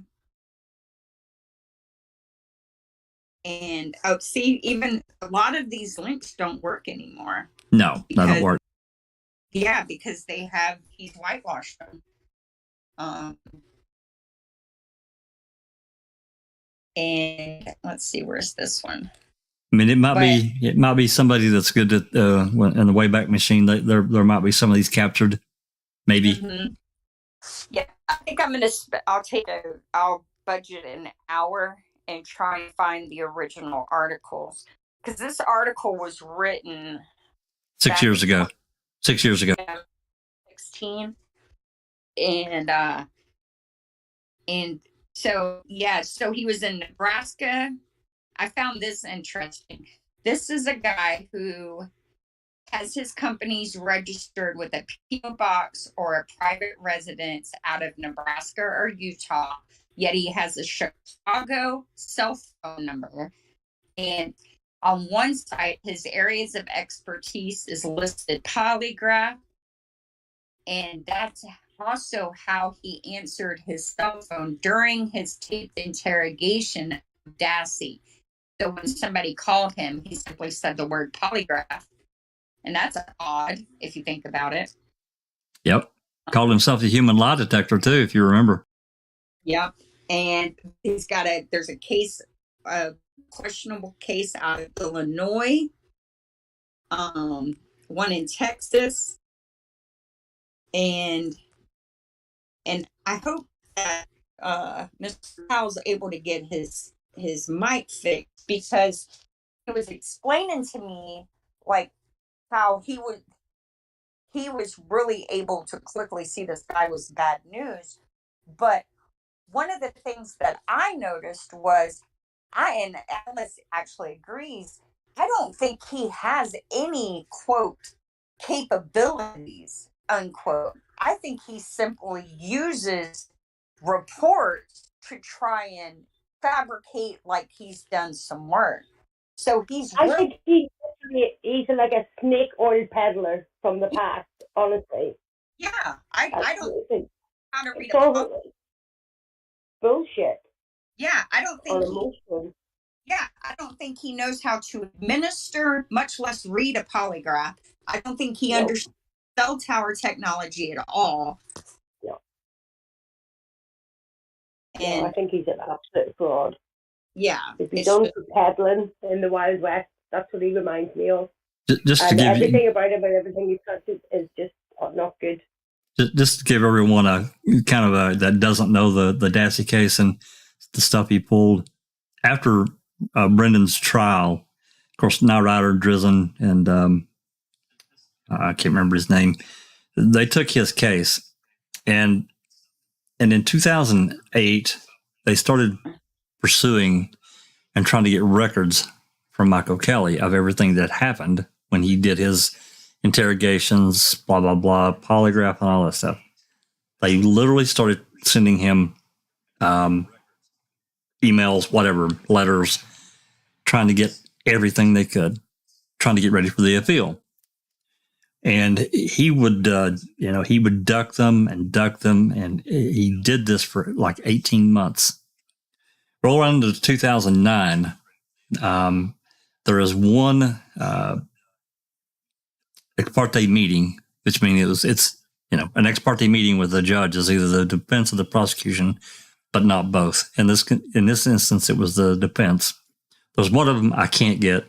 It's the first one. That meeting is sealed. It's still sealed, and they won't let me have it. But the second ex parte hearing, I did get, and it turns out that this guy, he had whatever. He allegedly didn't have an inventory of what he had, but allegedly after during all this time, I don't know if he felt like they were breathing down his neck and really fixing to find him. But he says he contacts his lawyer, some lawyer out in Washington or somewhere out there, and tells him what's going on. And his lawyer says, "You need to send me that stuff right now. Just send it to me. I'll take care of this." So allegedly, O'Kelly takes all these tapes and CDs and all this documentation that he had on Dassey and ships it off to this lawyer. Then allegedly, this lawyer is moving offices from one to the other, and this box of material gets lost. Such a lie. Lie. Like, they flooded the basement, our evidence is lost. Yeah. I've heard that, like. Or they'll burn it down and say, "Oh, we had a courthouse fire." They did that in Rock. It's that kind of thing with this guy, and he's basically crying to Judge Fox, and I'm sure I could pretty much tell that Fox didn't like him. He was pretty tired of him. So this is the kind of person that they literally had to run this guy down. They had to fly to him. It wasn't Drizzen, it was the other guy. His name escapes me right now. It was the other lawyer on their team. He literally they had to run him down to serve him with a subpoena because he just kept ducking them. That's how bad this guy is. I think he's from Yeah, a one that was branch tree that needs chopped down. No doubt. Whatever the hell it was he said. That's what he's. Yeah. yeah. Well, see, I agree. I mean, he's getting hired left, right, and centre by all these different lawyers for all different things. Here, that Dirty what work. we would say to that. What we would say to that is he's a jack of all trades and a fucking master in none, because the guy's got his fucking horn in every pocket and does nothing. Does Frank, do you have your mic working yet? I see you're unmuted. Yeah, he said he had to reboot, and it sucks too because I don't. Are any of you familiar with Larry Swearingen? That name sounds familiar. Did you mention to me? Yeah. So Yeah. he is a gentleman in Texas who was killed by he was executed, I think, in 2019. He was convicted of murdering a college student. Oh yeah, you told me about him. Yeah, Melissa Trotter, I believe, was her name, and the amount of evidence that he was innocent is unbelievable in this case. The work that went into trying to save this man's life, and yet he was still put to death. I think I'm going to probably end up doing a podcast on this case. I say podcast, I meant episode. I think we're going to do an episode on it on the Crime Theory Exchange, because it really highlights the lengths judges and prosecutors will go to keep a case, like to keep a win, right? To the point where they will literally kill a human being just so they don't be shown, so they won't get shown as being wrong. So what's interesting, and I'm just going to do like a 30-second, and hopefully I'm going to give enough of the soundbite where you'll all go read on this case. So Larry Swearingen this is a Montgomery County, Texas case too, which is where Nicole's case is out of. So Larry Swearingen had a lunch date with this young woman, and she disappeared sometime after their lunch date. Well, a couple of days later, after she disappeared, he got pulled over and they arrested him for unpaid traffic tickets, and he sat in jail. I don't think he ever got out of jail after that. And I want to say that they arrested him on December 9th. Well, they found her body the first week of January. I think this was in 98. So they arrested him December of 98. They found her body January of 99. And Larry Swearingen was in jail. Well, they get him convicted, but then the defense starts doing all this work to get him off death row. They do like entomology. They look at the state of the body when it was found, and there's no way that she was killed prior to Larry Swearingen's arrest. Okay, so I don't know in what order the prosecution made these arguments, but these are the arguments that were made. So she died after Larry was arrested. So then they say Larry had a co-defendant who froze her body and dumped it in the Sam Houston forest after he was arrested to try and get him out of jail. So then the defense is able to show by earwax that something to do when you freeze the body, there's something about earwax that can tell whether a body was frozen or not. They test her earwax, her body was never frozen. Right? So then they come up with something else. So then they get DNA testing done, and they DNA test maybe vaginal swabs or something else, and the DNA isn't Larry Swearingen's, and they say it's contamination. So then they DNA test the evidence under her fingernails. That DNA isn't Larry Swearingen's either. They say that is also contamination, and they kill him. I don't think they ever Unbelievable. I don't think they ever ran the DNA in CODIS. I don't think now that I'm talking about this again, I'm curious to see if the DNA from the first test matched the DNA from the second test. You know what I mean? Like, to try and figure out if it was a one person or two persons that abducted her. But yeah, they killed a young guy. So the evidence used against him was that they found a pair of pantyhose with one leg missing in his garbage can outside. Of course, no DNA belonging to the victim was found on them.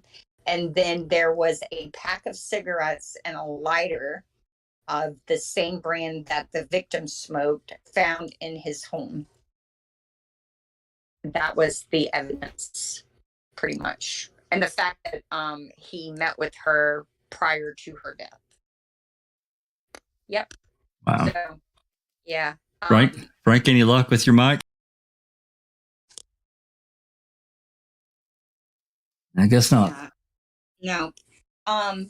And So what is this that Kelly is? Sorry, I just wanted to catch up. This Reddit post is an old post about Michael O'Kelly. 6 years old. Yep, 6 years old. So I was hoping Frank could come on and talk about it. I don't really want to talk about how he got involved, but Christina, he says that he's on the phone with Nicole. So once he's finished with that, he's going to try and reload his phone and come on. But yeah, so Michael Kelly tried to work Nicole's case as well, but I just think it's funny that he keeps showing up in all these cases. Now I'm curious to see if in all these cases, if they're not wrongful or questionable convictions. In that Reddit post, it says that he was on the defense list in the Casey Anthony case as well. I don't know if that's true or not. The link doesn't work anymore, but he probably was. Yeah.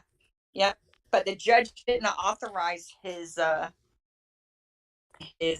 thing. And then I'm going to read this, and we can go back to talking about PetrichorGirl's post. But it says, this is about O'Kelly. This guy has quite a checkered past, too long to get into here. But you can start by Googling O'Kelly Dassey. You'll find his corrupt involvement as a PI in a high-profile murder case in Wisconsin. You can also check in on his involvement in the Casey Anthony murder case and a number of others. This guy has set up or claimed to set up shop and torn down in about 7 states in the last 12 years. Wisconsin, Texas, California, Arizona, New York, and Nebraska. Sometimes he's an expert on witness statements. Then it's crime scene analysis. Then it's cell tower data. Charges huge amounts of money. Rarely ever gets called to the stand. Waltzes out of town with a tons of money, never to be heard from again. Don't take my word for it. It's all out there if you dig a little. Yeah, here's the Michigan case that I had mentioned. And I'm sure this is where I read it. I'm sure I read this post back when he did it. He is currently involved in a case in Michigan where he's getting a flat $15,000 from the state to avoid the $100,000 he got paid in Texas. Although the article says Florida, it's one of the highest, if not highest ever, for an expert in a Macomb County case. Wow. Yeah. Yeah, that's crazy. But I just want to give a brief little 30-second update on Melissa Lucio. So Kim Kardashian has joined the movement. That really doesn't mean anything to me except for the fact that she has a lot of followers, so that's a good thing. Also, I did see a recent article. I haven't had a chance to read it yet. They're saying that there's new evidence that shows her innocence. So I'm sure it's probably rehashing the stuff we've discussed for the last couple of months. But and we talked about the 83 lawmakers that have signed the petition. So just, you know, however it is that you keep her in your prayers, your thoughts. She does not deserve to die. So anyway. Okay, back to the Outagamie case. Yeah. Outagamie post. Okay, I'm just going to read some more and then we can discuss. We've already discussed some of it, but anyway. Okay. However, the Outagamie County Sheriff's Office is unusual, not only because of how early they ran her name through the system, but also because they did this repeatedly over the next several days, including after midnight on 11/4. No other law enforcement agency besides KSO searched for Teresa as much as or as early as they did. When Outagamie first searched for her, they used her full name and date of birth as search terms. So they had the information by 4:27 p.m. Here's the record of what they entered. And remember, this is Eastern Standard Time, so you need to deduct 1 hour for Wisconsin. So that's how it's going to pop in there in a second. This is how they queried.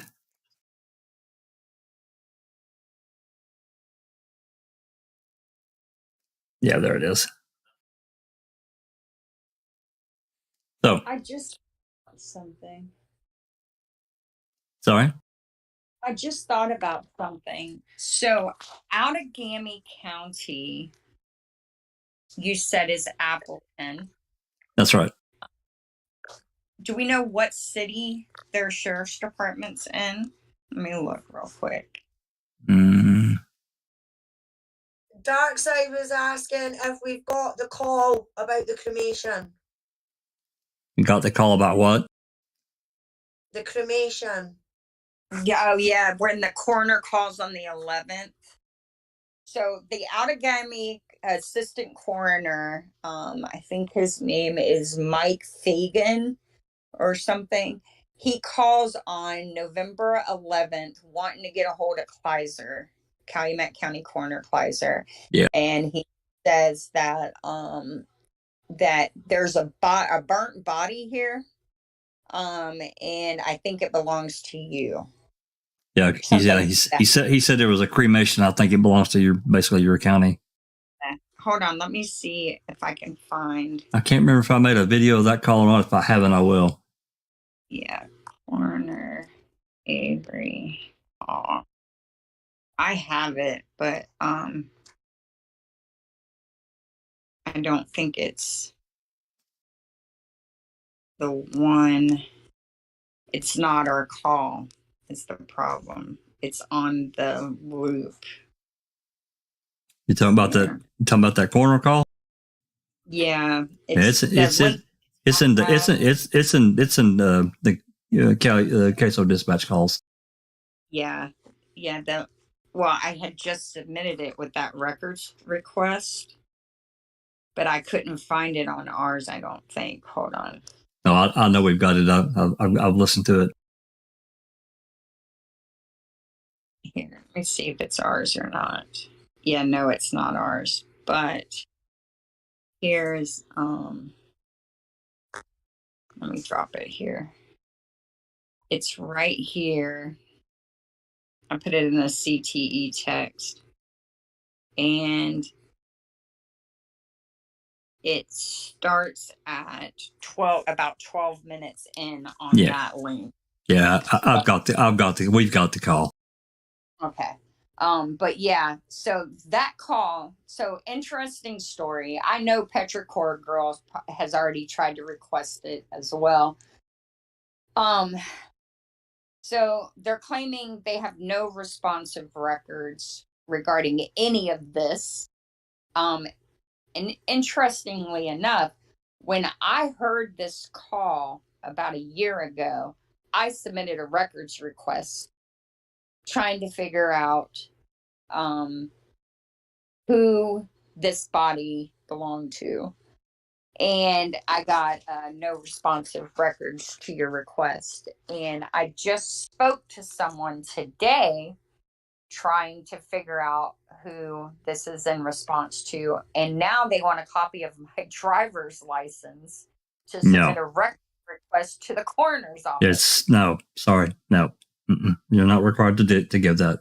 You can make an anonymous request unless they can show you something in, like I told you before, unless they can show you something in the Wisconsin Open Record Guidelines. Sorry, no. Exactly. I just find it, that's a very, it's almost like a threat tactic, isn't it? Well, it has that tone because, they're saying, who are you? And we really want your driver's license to so we can kind of look you up. Mm-hmm. No, I don't think so. I just need the record. It doesn't really matter who I am. Yeah. I'm just an unknown entity out here looking at blah, blah, blah. I don't this real quick and then you can go on. So she mentions in her post who's running this midnight out of Outagamie County on the 4th, and I keep coming back to Deb Strauss. Now, I don't know when Wisconsin started having a DCI agent in every sheriff's department, or I shouldn't even say that. There is a Wisconsin DOJ DCI agent in every law enforcement agency in Wisconsin. So from the Manitowoc Police Department to the Manitowoc County Sheriff's Department to the Two Rivers Police Department, one of those officers is actually a DCI agent. They are paid for out of the county or city tax funds, but they report directly to the DOJ DCI. Okay. How long, if that was in effect back in 2005, was Deb Strauss, because she says I'm out of the Appleton office. Was she out of the Outagamie County Sheriff's Office? I just, who's running her name? That really bugs me. Yep. That's interesting. Yes. Which moving forward with this post, we find out a little bit more. Importantly, Outagamie County Sheriff's Office advises that there has no incident reports from this period relating to any Teresa Halbach or similar spelling or any report of any missing person. So what she's saying is PetrichorGirl made an inquiry, an open records request to get any incident reports on Teresa during that time period. And they said, oh, we don't have anything. Well, why the hell did you run her name, 511 times? It's really strange. Yep. And Outagamie County Sheriff's Department is in Appleton, Wisconsin on Walnut. That's right. Yeah, I'd looked it up. Yep. So it just, it's just intentional deception all the way. Whatever they have going on is intentional and it's deceptive. And this is a murder investigation. And they're trying to say a man they wrongfully convicted before is responsible for the crime. And every action they have taken just shows the likelihood that he's not. The timeline she's got, let me read through this right quick. To understand how early it was for Outagamie County to be searching for Teresa at 4:27 p.m. on 11/3, think about the timeline of that day. 14:37, Karen Halbach calls Queso to report Teresa missing. 14:52, Queso opens incident report and illicit. 14:52, Queso also searches for Teresa in the NCIC linked database. 15:28, Queso officers, Ramlow in the logs. I'll come back to this. 16:27, Outagamie County Sheriff's Office searches for Teresa in the database. 1701, Corporal Lemieux and Queso of Queso begins investigating and is dispatched to interview the hall box. That's 5 o'clock. That's basically a little over 30 minutes later, after the Outagamie makes their database inquiry. 1730, approximately, Lemieux informs Wiegert of the situation. 1730 also, Wiegert informs Dettering of the situation. 1821, now we're moving into a little after 6. Wiegert and Lemieux attend Teresa's home to speak with her roommates.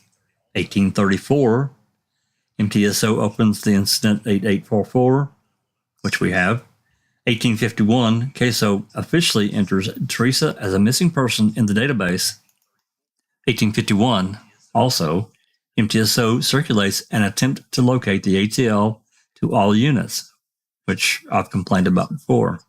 It's only later in the evening that other agencies, Two Rivers, start running her name through the database, and Teresa's disappearance is not reported to the public until the late night news. So the question is, how did Outagamie know at 4:27 p.m. that Teresa was missing? Clearly, someone in Outagamie Sheriff's Office knew Teresa was missing or had some other reason to be searching her name. They also knew her date of birth. Here are 3 possible explanations that I can think of. A, did the hall box report Teresa's disappearance to Outagamie, as well as Queso, or maybe even Auto Trader, Tom Pierce, or a friend reported it? This is a possibility. We don't know that didn't happen. We're told by Tom Pierce himself that he called Green Bay, which is Brown County. That's a little north. That's like northwest of Calumet. So I don't know. And they might not have it now, but because of the retention policy. But if he called, that would have been if the Appleton Police Department, that would have been recorded. I still think there should have been an incident report as many times as they ran her name. This seems plausible to me, but the thing is, Outagamie has no incident report about this or any missing person. You'd think that if the hot box or anyone else had called them about a missing person, there would be an incident recorded by a dispatcher, right? Also, Green Bay PD, an obvious agency for her family to contact. Doesn't have any incident report from that afternoon either. So there's no evidence to confirm that people close to Teresa were calling multiple law enforcement agencies. Well, we know Tom Pierce said on the night of the 4th in that call to Queso that he called Green Bay, Brown County. So I don't know what the hell's going on there. Maybe they just didn't make an incident report about it. Can y'all hear me? Yep. Go ahead. No, go ahead. Well, if you saw my post a little bit earlier, and I just did a quick rundown on Outagamie Sheriff's Office to find out who was employed there in 2005. There's a lady in there. I'd have to go back and see what her name is, but she's been with law enforcement. She's an attorney. She's been with law enforcement and attorney for years and years, all in that area. Well, in 2005, she was with Outagamie Sheriff's Office. She's like the head administrator over their criminal, offense department. If you just go look at my post, you'll see it. But anyway, she ties back to Fossbender. So, yes. And I just did a quick rundown on her. It didn't take but two relatives to get back to Fossbender. So them running that, even though I think it's a little weird how many times they ran it, they may have just been, I think the gossip chain, like somebody said earlier, I think that probably got to them quickly, because while all this other was going on, somebody called somebody they knew and said, hey, we've got this going on, give us a little bit, we're getting it in the system, blah, blah, blah, all that stuff. And maybe they ran it to be sure, like maybe they ran it multiple times to be sure it was in the system before they did anything publicly. I don't know. I'm just making a guess. But sure. And I also did confirm that Outagamie is where Teresa was born. So they're probably that link to families, to the Hall box, to my guess is probably maybe their other children were born there too. So, but that is where she was born. So I'm not as shocked about the timing of it because there's definitely a deep rooted connection with law enforcement. And you know, somebody's bound to have either text or picked up the phone and called somebody and say, hey, you know, we got this. Yeah, you know, maybe it's unfair that we do the comparison between Teresa's case and the Rudy case, but the disparaging difference between how Teresa's case was handled and the massive attention it got, and the Rudy case and the relatively inattention it got, it's so different ends of the spectrum. It's crazy. It's absolutely crazy. Anyway. Well, and I will be honest with you, that's one thing that has crossed my mind. I just haven't had time to do anything about it. Is I think if you go back and you look at the way that Manitowoc and Calumet handled the Teresa Halbach case and the timing of it versus any other criminal case, or call it murder investigation, whatever, missing person, that the disparity is going to be huge. And if that's the case, and I know this sounds crazy and I won't go into any depth about it, but that's the case that's the reason why I have so many doubts with the Halbach case of this murder actually even taking place. It just was like bang, bang, bang, we're done, arrest him, he's gone, we're done. And then But to be fair, it was because they released that Stephen Avery, who was on the press at the time, was her last stop. Well, exactly. Well, they even did that without knowing for sure. Well, they eventually came to that realization, but you know, if you remember, even that was not solid in the beginning. That changed though around between the fourth and the fifth. Something changed. So, well, I'll tell you one thing that changed is if you look at the reports of the police reports that show when they talked to Schuster early on, right on 11/3, and you see the order of the appointments that they provided to law enforcement was Schmitz, and then and then Janda and Zipperer, in that order, 1, 2, 3. I'm not saying that was her schedule, but that's how it was repeated, which was what that indicates to me is somebody was just reading that off of a log in the system. Okay, when it gets to Dettering, is that how you say his name, Dettering? Yeah, that's right. Order changes. It goes from Schmitz to Zipperer to Jan. Yeah, of course it does. That jumped out at me like crazy. Oh yeah. I think we might have Marley Girl here now. Oh, Frank, are you here? Is your mic working? Can you hear me? Yes, we can hear you. Yes. Okay, it's not my mic working. It's I'm on my iPhone now. My PC that I was using, or I would have used, I had a problem with it something else not functioning earlier this week. So after we're done with this, I'm just going to do a system restore and go back to when everything was working like it's supposed to. But in the meantime, I'll just use my phone. Sure, you sound fine. Okay, good. So I was talking on the phone for a little while, so I missed where we were at with stuff. But I'm here now to whatever you want me to contribute to or participate in. I mean, we talked about some about the Michael O'Kelly thing because we weren't sure, and from a timing standpoint. But nonetheless, we were back on the Outagamie subject. But we can go back and you can tell your experience with Michael O'Kelly. Please let us know. Yeah. Okay. So Mike O'Kelly, I've actually met the guy and sat down with him and visited with him for about 2 hours, I would say. One of the PIs working with us on Nicole's case was going to find someone who could do cell tower location stuff. And she asked around. She actually was one of the people involved with the Texas Association of Licensed Investigators, and she went to the listserv and was asking people for referrals. And Mike O'Kelly's name came up from somebody highly regarded, and got a phone number and everything. So I emailed him, but I reached out to him one way or the other, and if I emailed him, I would have given him my phone number. And anyway,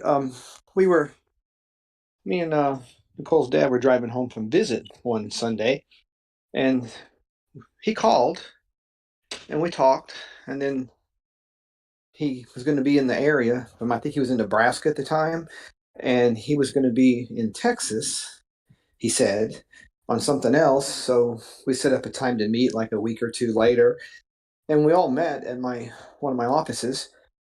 And he came in, and kind of an odd guy, but he came in and wanted to hear the story. And we told him some stuff about the case, and we had a very specific task for him to do: look at some cell phone location information, and still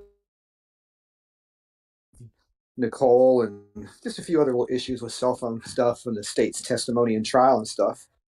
And it was very specific and very focused. Well, then he started talking about the trial attorneys she had, and he wants to go talk to them. And like, no. You don't need to talk to anybody. This is your task right here. This is what you need to do. And long story short, he found out that the original attorneys, which is one of them he wanted to go talk to, that withdrew from the case at one point before McDougal took over, he found out that they were on the case, and that they had basically taken a lot of money from Nicole's dad and didn't really do anything. They withdrew from it because one of them was going to become a judge in a few months and should have not been on the case to begin with, probably. And so he decided, since that happened, he would work for Nicole and do her little analysis pro bono. So like, okay. Her dad said, thanks, appreciate it. And he disappeared. And I emailed him the files and stuff. And weeks and weeks and months go by. We're texting. And eventually, I'm asking him, I said, look, are you going to do this or not? If it's an issue of pro bono, just give us a price and we'll pay. We want to get it done. And then he starts asking for supplemental reports from different officers. And I said, you have the reports that are relevant to the cell phone testimony and stuff. And I said, this is all by text, actually. And I said, besides, it doesn't matter, because your job is to analyze the data, not figure out what the officers' reports were. I don't need you to do that. We're not asking you to do that. And then another week or two go by, and I do a follow-up text again, I think. And he said he's been asking around, and he understands that this officer did a supplement, so it is there, and I need to find it. And I got mad. I said, look, Mike, this is all by text message again. I said, look, Mike, I'm going to send you that report supplement again. It's all there is. And you don't need it. It's completely irrelevant. And you were never asked to be poking around. You don't need to be doing that. We're going to file a writ, and I don't need you poking around and letting people know we're investigating the case. Okay. And because we were doing it the old-fashioned way, flying under the radar at the time. Okay. And he didn't even really acknowledge that. And it started getting a little more aggressive as far as freelancing, just wanting to do stuff on his own, ask around. Finally, I sent him a text message, because I'd actually done a little research on him and found out that he had up in Waco, Texas. Some attorney had hired him, and apparently he went with the attorney. Attorney filled out a piece of paper so the investigator could go to a jail visit. The attorney, with the attorney, and I don't know the specifics on that, but anyway, the form was filled out. And those forms, like if I want to get a polygraph of somebody in prison, or an investigator, or a notary, or somebody to do something for me for 2 years. Well, apparently, from Mike, once that form was done, Mike was just going ahead and going all the time, and did like, I don't know, a dozen visits on his own, and started investigating the case, and wound up, I think it was a public defender type of case. And so there was money awarded by the court for the amount, from what I remember. And it turned out he wound up running up a bill of like $104,000 or something. And this was reported. I haven't talked to him. This was just reported in an article I read. And then they went into court. They argued over it. The lawyer said, I never asked him to do this. He was never supposed to go visit the guy in prison. And he went like 12, 13, 14 times, something crazy on his own. And the lawyer never even knew about it until he submits a bill. He wants to get paid by the court. Wow. And I don't remember what happened, but my recollection is he got paid a fraction, maybe 5,000 to 10,000, maybe more. I mean, this is off of recollection. I tried to find this article the other day, but it's from the Waco newspaper. But you have to now have a. Oh, you gotta have a subscription to it. Yeah, they need to get their money, I guess. So anyway, so I sent Mike another text after I found that and said, "Look, I just read an article where you were out freelancing, going and visiting someone in prison here in Texas without authorization. Does that sound familiar?" And I said, "Now, are you going to stop doing this and do this case, or are we going to have to cut ties here?" And he doesn't respond. And about 5 to 7 days later, I think it was, Karen, the PI who had initially recommended him, called me and told me that Mike O'Kelly had called her and was not going to work on the case anymore and thought it was not a good fit. And of course, I told her what happened and whatnot. And then this was like in October, I think, when this was going on, late October of 2015, when this is happening. And then that Christmas is when Making a Murder Part 1 hit Netflix. And it was like the craze in the country, just like Tiger King was. So I was watching it, just like probably 10, 20 million people in America. And I'm watching it,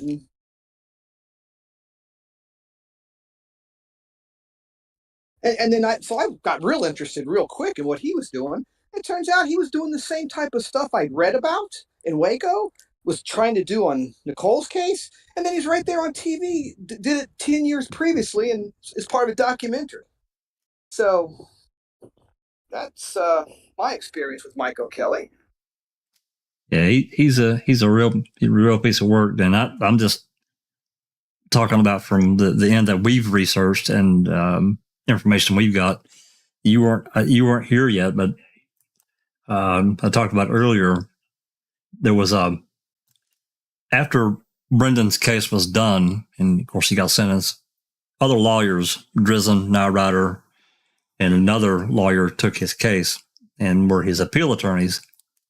And they immediately started trying to get information and so forth, and they started trying to contact O'Kelly. This was in 2008. And he kept ducking them because they wanted copies of all the interviews and polygraph and everything that he had done. They wanted copies of it. He kept ducking them.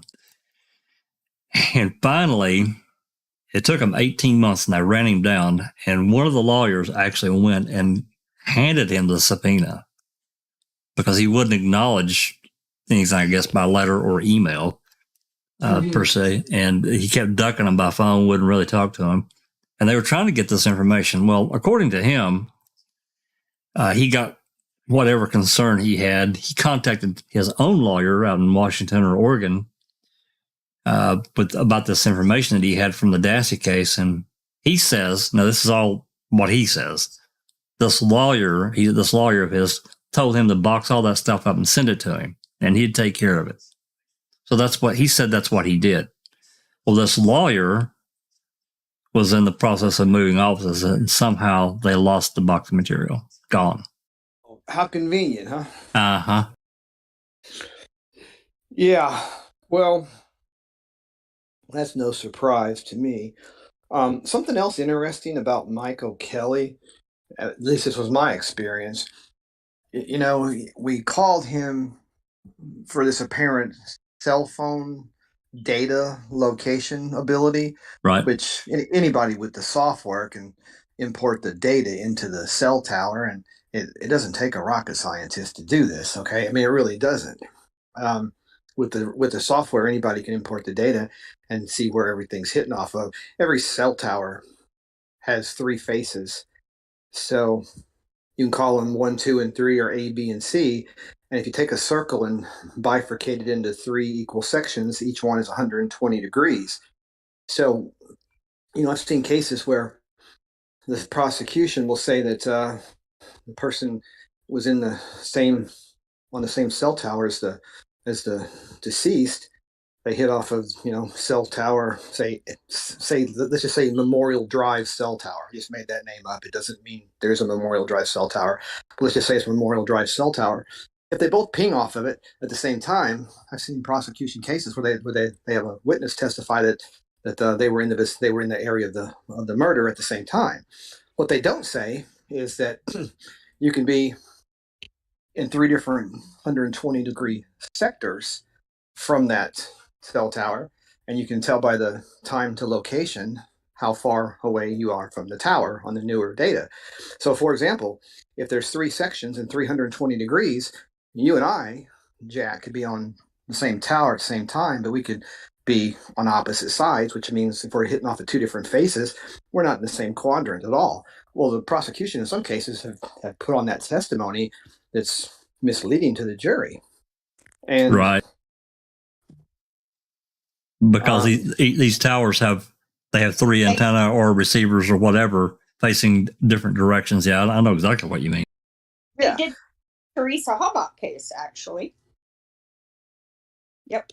Yeah. So anyway, that's just FYI. Just because somebody pings off the same cell tower at the correct time of a crime, you need to see if they're in the same sector, and then if they're in the same sector, you need to see if they're in this. The data indicates it's the same distance.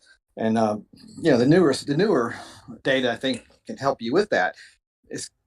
Because it pings back and forth, and it knows in milliseconds or whatever how long it takes to ping back and forth, and the longer it takes to report back to the tower, theoretically, the further away that is. I mean, it's so minute a time, it's imperceptible when you're talking on the phone, but that tower can apparently differentiate that data and know time to reply, time to echo, whatever you want to call it.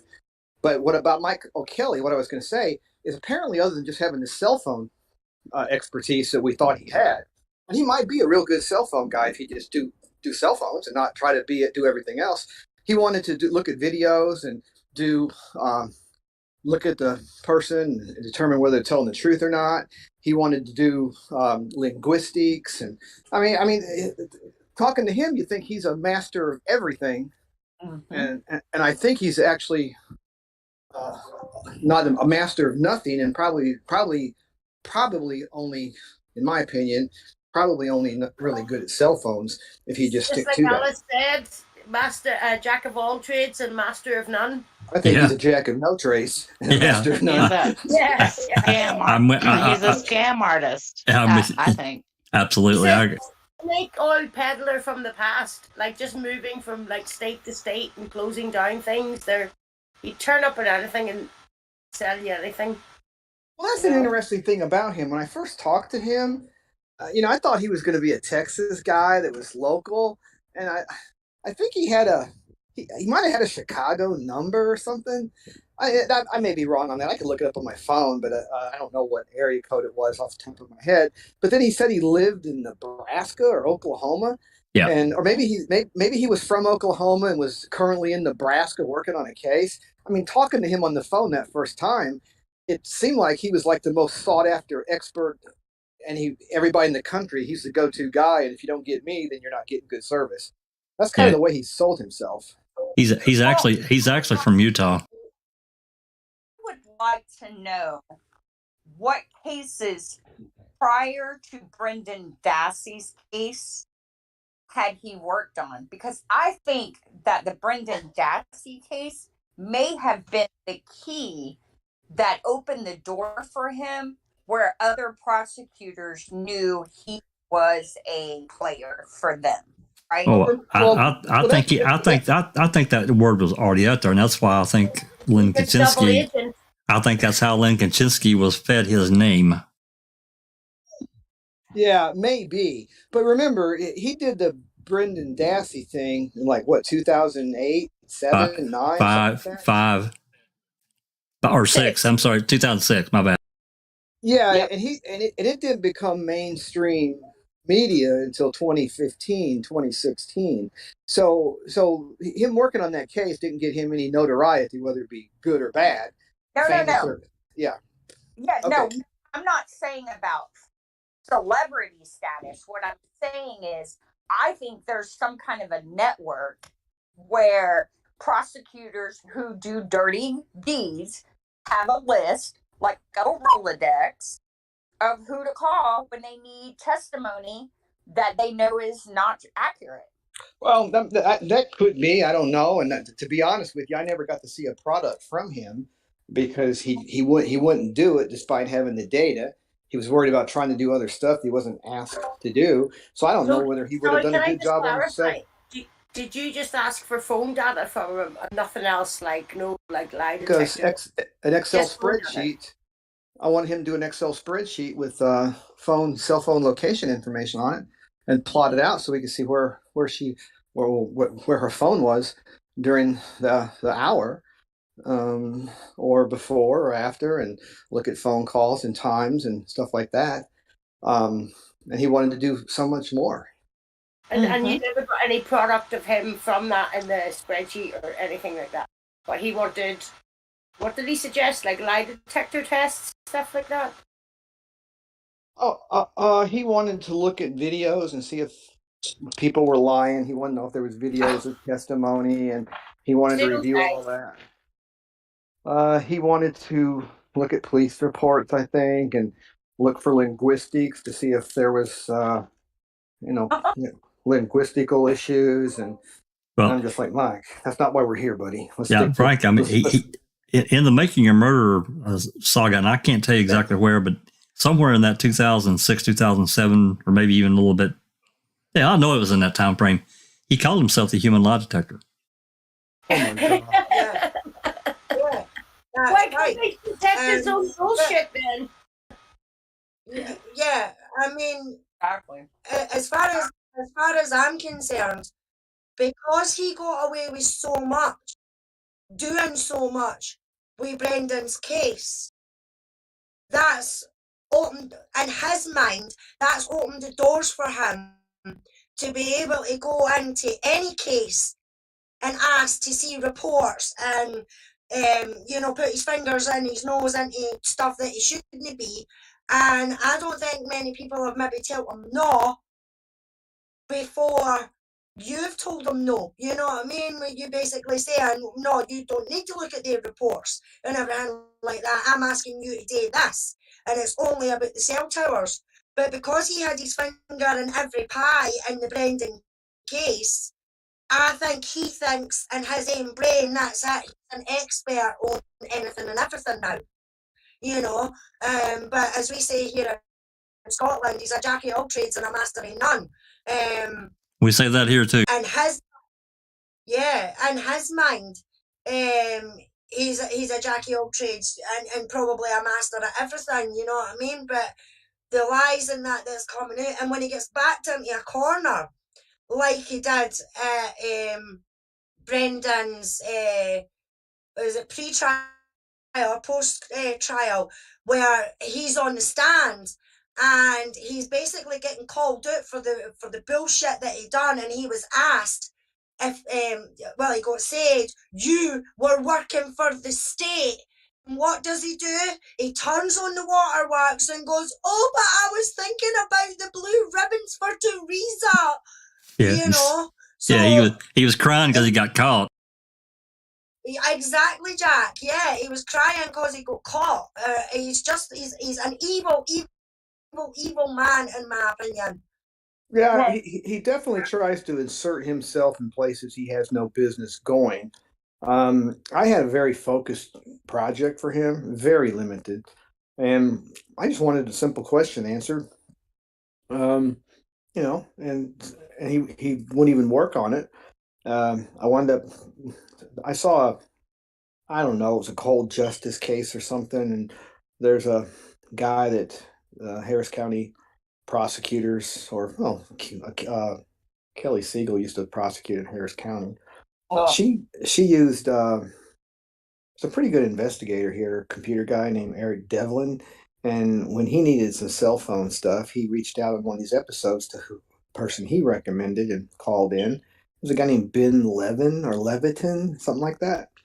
So I thought I'd call him and see if he could help me, since Michael Kelly basically, wasn't going to do what he was asked to do. And I got Ben Leviton, and he wanted to see the files and he could give me a quote. He quoted me, and so I sent him the retainer. And time goes by. He's not working on it. And finally, we get a year or two down the road, and there's nothing. So finally, I just, bought the software, did it myself. Christine seen the product of the software, and anybody can do it if you just spend some time learning how to map everything and get it done right. And there's good support for it. You need to learn how to do it. You can take a course for a few $100s and learn how to do it, then do it. Well, that's what I did myself, and eventually Leviton had to refund the check, which he did about 3 years after the fact. And I had bad experience with 2 of these cell phone people, and I wound up learning how to do it myself, basically. And I got the answer to what I wanted, and that was that. I find it interesting that another questionable DA, because I used to be a fan of Ziegler until I've seen there's a couple of cases where I really disagree with her. Oh, there's more than a couple. Yeah, I'd say more than a few. Yeah, well, but she's done some good work too, though. Let's give her some credit. She's done some good work.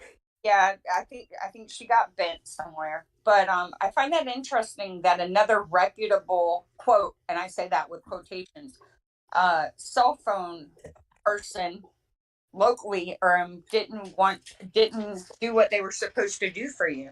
And I also want to mention this because I want your opinion on this. So I know you said that making a murderer wasn't really known until 2015, but do you think back in 05, 06, 07, when a guy was arrested who was suing a county for $36 million, do you think many defense attorneys recognized it for what it was, like right off the bat? Well, when you say recognize what for what it was, the civil suit or the murder charges? So, because you got to remember, because I'm trying to think how, because I remember coverage. I remember coverage, and they're sitting there telling you Manitowoc County is kept at arm's length in the investigation, but while they're saying that, Manitowoc County cops are walking behind the scenes, right? So I think any good defense attorney would have recognized it for a setup then, right? Because they dealt with prosecutors and their dirty deeds prior to that, so they know what to look for. So I'm wondering if when O'Kelly was involved, people like DAs who are, looking for people who will pay to play, if he wasn't able to use the Brendan Dassey case to kind of springboard his career to be a guy who will testify, if you pay him for whatever you need him to say. And I think he's pro-prosecution. I think he leans that way. Yeah, I can't really comment one way or the other because I never got far enough with him to know whether he was gonna, I mean, I would hope that whatever his cell phone analysis shows is accurate by the science for a case, so be it. But I never got there to have an opinion on that. I mean, I hope that's not what he does, but I really can't comment because I don't have any experience with his product. If you remember, Christina and everyone here, I'm not sure. I really dug deep into Michael Kelly when it all came about, and Lynn Kaczynski, whatever day it was, like the 9th of March, he ended up 2006 with Brendan's case. At some point right afterwards, Brendan there was talk about doing a polygraph, and according to Lynn Kaczynski, the state would only pay $300 to cover a polygrapher, and all the ones in the area wanted $500 or $600. So allegedly, he goes to super search or whatever the hell he call it, and somehow he finds Michael O'Kelly listed there. And that's the Kaczynski story, which I don't believe much of anything comes out of that man's mouth anyway. Even a certified, registered polygrapher? Yep. Well, that's according to Kaczynski, the Kaczynski. That's how O'Kelly became involved. Interesting. Well, and once he gets involved, he tries to expand his scope fast. Oh, he did expand his scope, and here's the problem. And I'll let Super Cop. I'll let you talk just here in a second. Here's the thing. Kaczynski already had a defense investigator, and his name was David something. I can't tell you. I can't remember his last name. I'd have to look at my old post to find out. But he already had a defensive investigator, but he quickly fell off the radar once O'Kelly got involved. What you got, Super Cop? I was just going to say, if you look at the steps O'Kelly took and how he went about his interactions with Dassey and the materials he used, he's done this before, and not necessarily for the defense, because nothing he did in his interactions with Dassey was in defense of Dassey. Never, not at any given point. No. My personal belief is that he was recommended to Kaczynski probably by Kratz somewhere behind the scenes, and Kaczynski came up with that story of how he found him as a way to kind of cover for that. But just the way O'Kelly went about doing what he did, he was being led by the other side of the table. That's exactly what I believe, Sever. That's exactly what I believe, Sever. I mean, just that document he used with Dassey in that, what was it, a classroom, I think, where he did that interview, where he gave him that thing that said, are you sorry for what you did? Yes or no? You're not sorry for what you did. That was set up specifically. That was in nobody on the defensive side of the table would have ever presented a document like that to their client. No way. Fill it out. No way. It wasn't just a document. It was the entire room. If you look, because I just did a video with Becca about this, they completely staged that area where Brendan was going to sit, knowing good and well what they were going to do to him. They had separate pins with separate pieces of paper. They had the picture, I can't remember, they had the stop sign picture with Avery Dassey. They had Teresa's missing poster. It was staged like it was staged by a cop. Well, you can go read. You can go read what O'Kelly did, and he requested access to the Appleton DCI office and also the Kratz's office to get this material and get copies of it. Interesting. You said the Appleton? That's right. He did. Absolutely, he did. Absolutely. And what sheriff's department is in Appleton, Wisconsin again? Well, I can't tell you that. I'm not sure what you're looking at. That would be Outagamie. Outagamie. Yeah. Oh, Outagamie. Oh, yeah. Yeah. Mm-hmm. Yeah. Okay. I mean, and I got to mention this because there's others here who have seen the connections. The Chicago phone number is very odd because there's other connections to Chicago throughout this that many may not see yet, but it will be eventually shown for what it is. So that's another odd thing. Well, speaking of Chicago, before you move on with that, I seem to recall somebody ran down that address that he gave in Chicago, and it was to a bunch of storage. It was to a storage facility. I'm sure that's correct. Oh, Jesus. Seriously. Hey, I'd like to ask Frank if there's any sort of updates on Nicole's case. Well, not really. We got a few more things we're working on. We're going to start. Can't really go into the specifics, but there's new direction, new information. new people to speak to, and Well, that's always a good thing. Once we gather it and do whatever we need to do with it, and it's filed, if that's the direction it goes, once it's filed, it becomes public, then we can talk about it. Awesome. Awesome. Is that a good lawyer answer for you? That's a great lawyer perfect. answer. Thanks. And how about your case against the city council? Well, they've all been served, and I believe the answer, they all but one, I think, should have to file a response by Monday at 10 a.m. Doesn't mean they don't have to. If they don't, they can file it later. But that's the day it's due. If they don't file, they put themselves in the possibility of, if it drags out not filing, we could file for default judgment, stuff like that. But they got election coming up, which has nothing to do with me.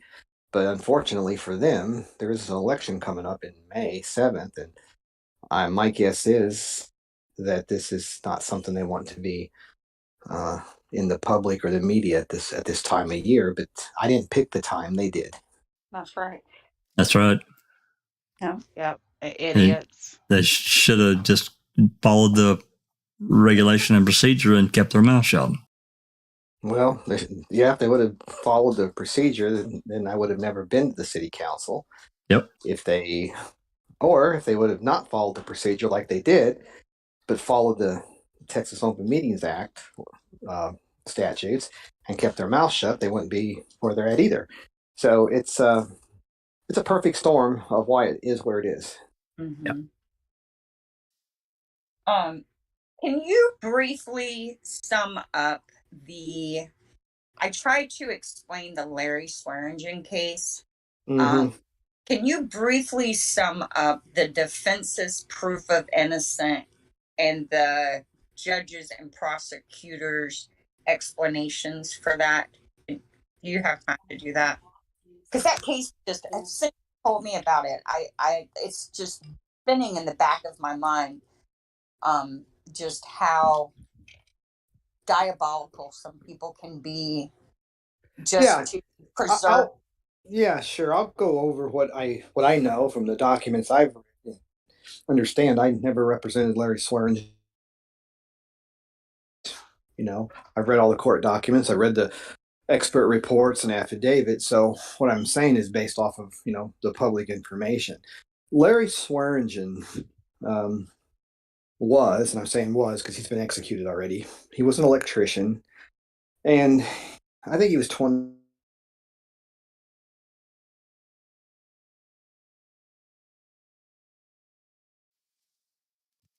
Uh-oh, I think we lost Frank. You cut out, Frank. I think he lost connection. He said he's on his phone, so. His phone was messing up earlier. They had a tower out or something. So I don't know. Let's call Kelly and figure out how to fix it. Maria, they're not going to. Oh, there you are. Can y'all hear me now? Yeah, you're back now. Okay, you hear me now, right? Yes. Yep. Okay, so Larry was an electrician, and I think he was 28 or 29, and there was a girl at the local community college, 19 years old. Her name was Melissa Trotter. And they were seen together at the community college that day, and he left the college, and he claims he left the college and she was with some blonde-haired guy after he left. Well, that was the last time anybody saw her. And I guess they suspected he might be involved in her disappearance, and he has some warrants. He had some warrants out in Harris County, and they picked him up on those warrants, and he was never free after that, after he got picked up. I think he went missing on December 8th of 1998, maybe. And so they picked him up on the warrants. He's never free again. So, and they find the body like right after the first of the year, after the holidays, in the Sam Houston National Park, which is 20 miles, 25 miles maybe from the college, maybe just a little bit more or something. And so they put together a circumstantial evidence case, how with some dumb things in county jail.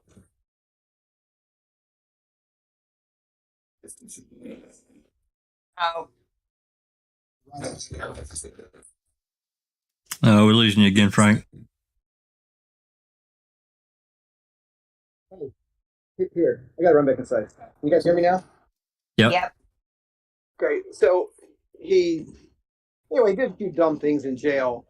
Like got a letter made out stating somebody else did the crime or whatnot. And anyway, all that, they kind of ultimately use that against him in the long run, saying that there was stuff in there like she had red underwear on, and they're claiming he couldn't have known that, although I think the defense claims that was in the public domain at the time the letter was sent out or whatnot. But anyway, switching gears, so he's in jail from the 10th of December, I believe, on, and the body's found after the first of the year, maybe January 2nd, 3rd, 4th, something like that, maybe.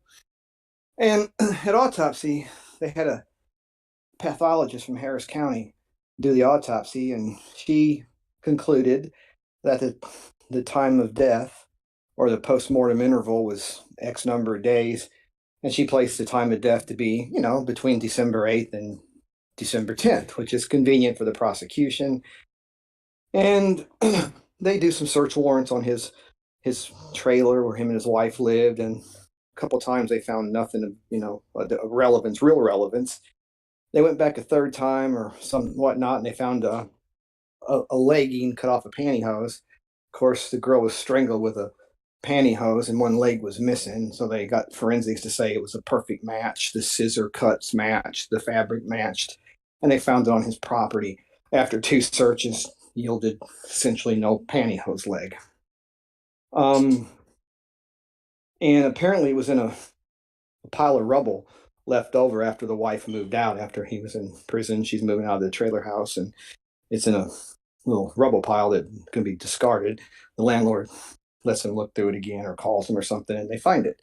So that's another piece they used against him. And they used all that in circumstantial evidence. They said his phone pinged off a cell tower a few hours after he left the college up near the Sam Houston, forest. And that kind of put him driving toward the direction of where they found the body.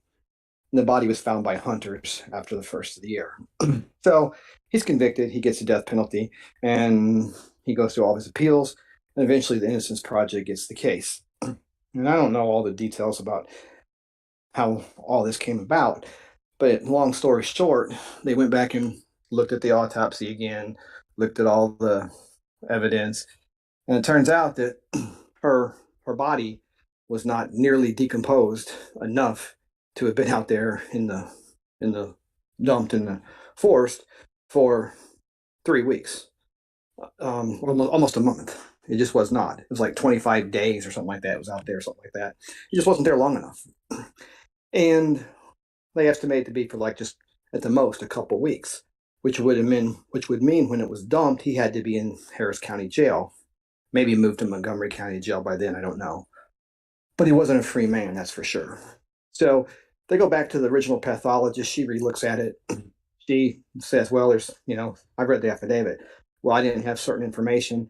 I didn't know about I think there were some entomology issues involved, that the blowflies weren't at the right stage to be there that long. And plus the girl's body weight was had not decreased enough for that post-mortem interval to be accurate. Apparently she'd gone to the OB or the gynecologist a short time before she went missing, and she weighed, again, these are numbers I'm making up off the top of my head that I think are right, like 109 pounds. And maybe she only weighed 104, 103 at autopsy. And there's no way. A lot more than that.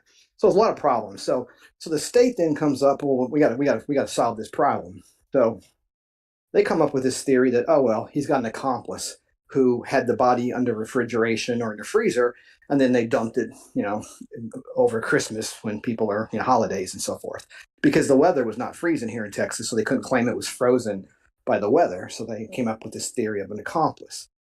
Well, it's the unindicted co-ejaculator. Mm-hmm. Yep.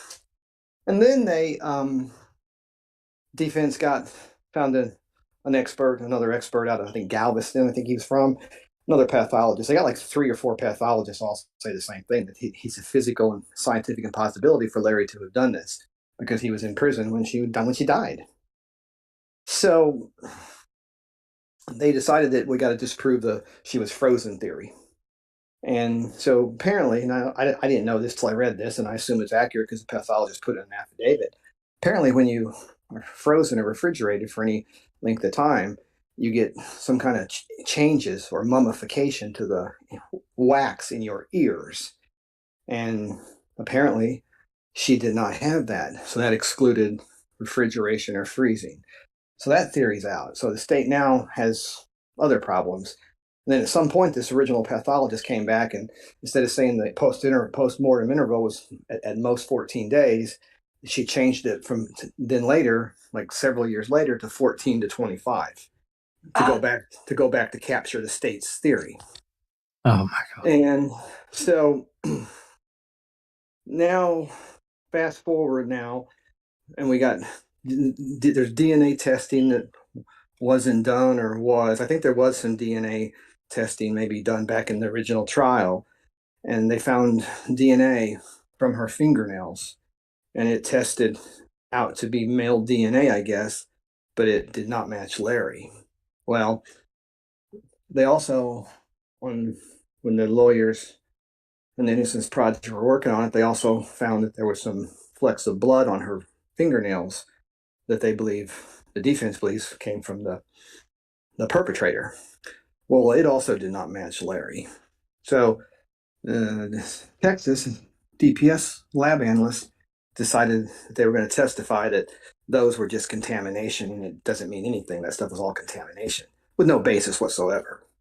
Well, the Innocence Project sent letters out to the DPS in 2018, 2019, when they're trying to block this execution and get a new trial or a vacated sentence.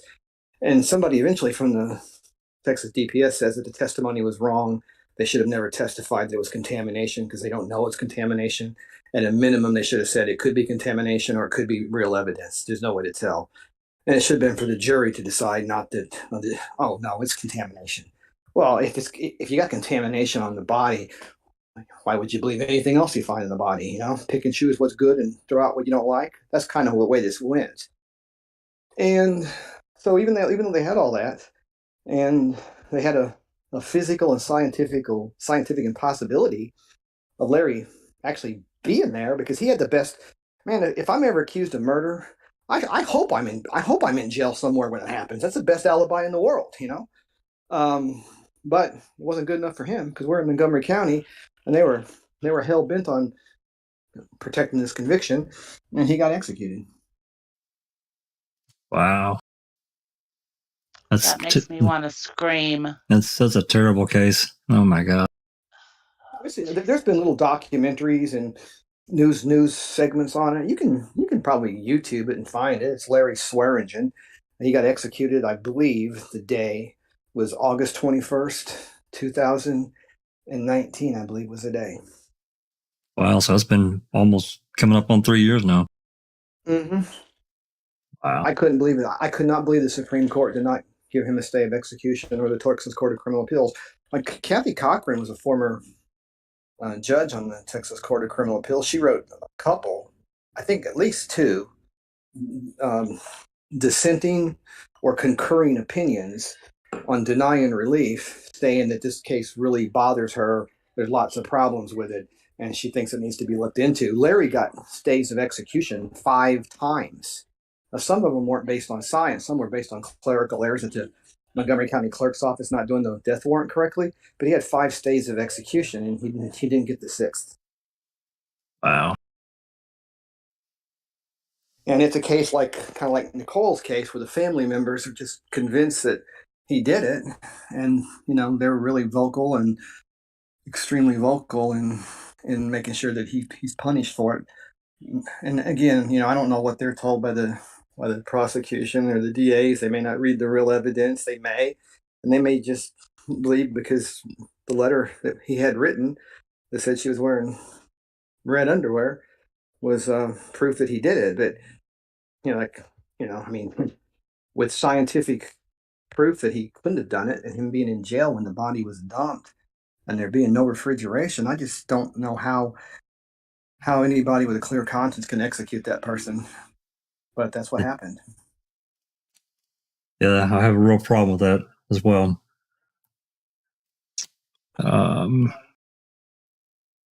Well, thanks for imparting that. Looks like Christina she must have to take a phone call. So, okay. Well, let's see where we're at.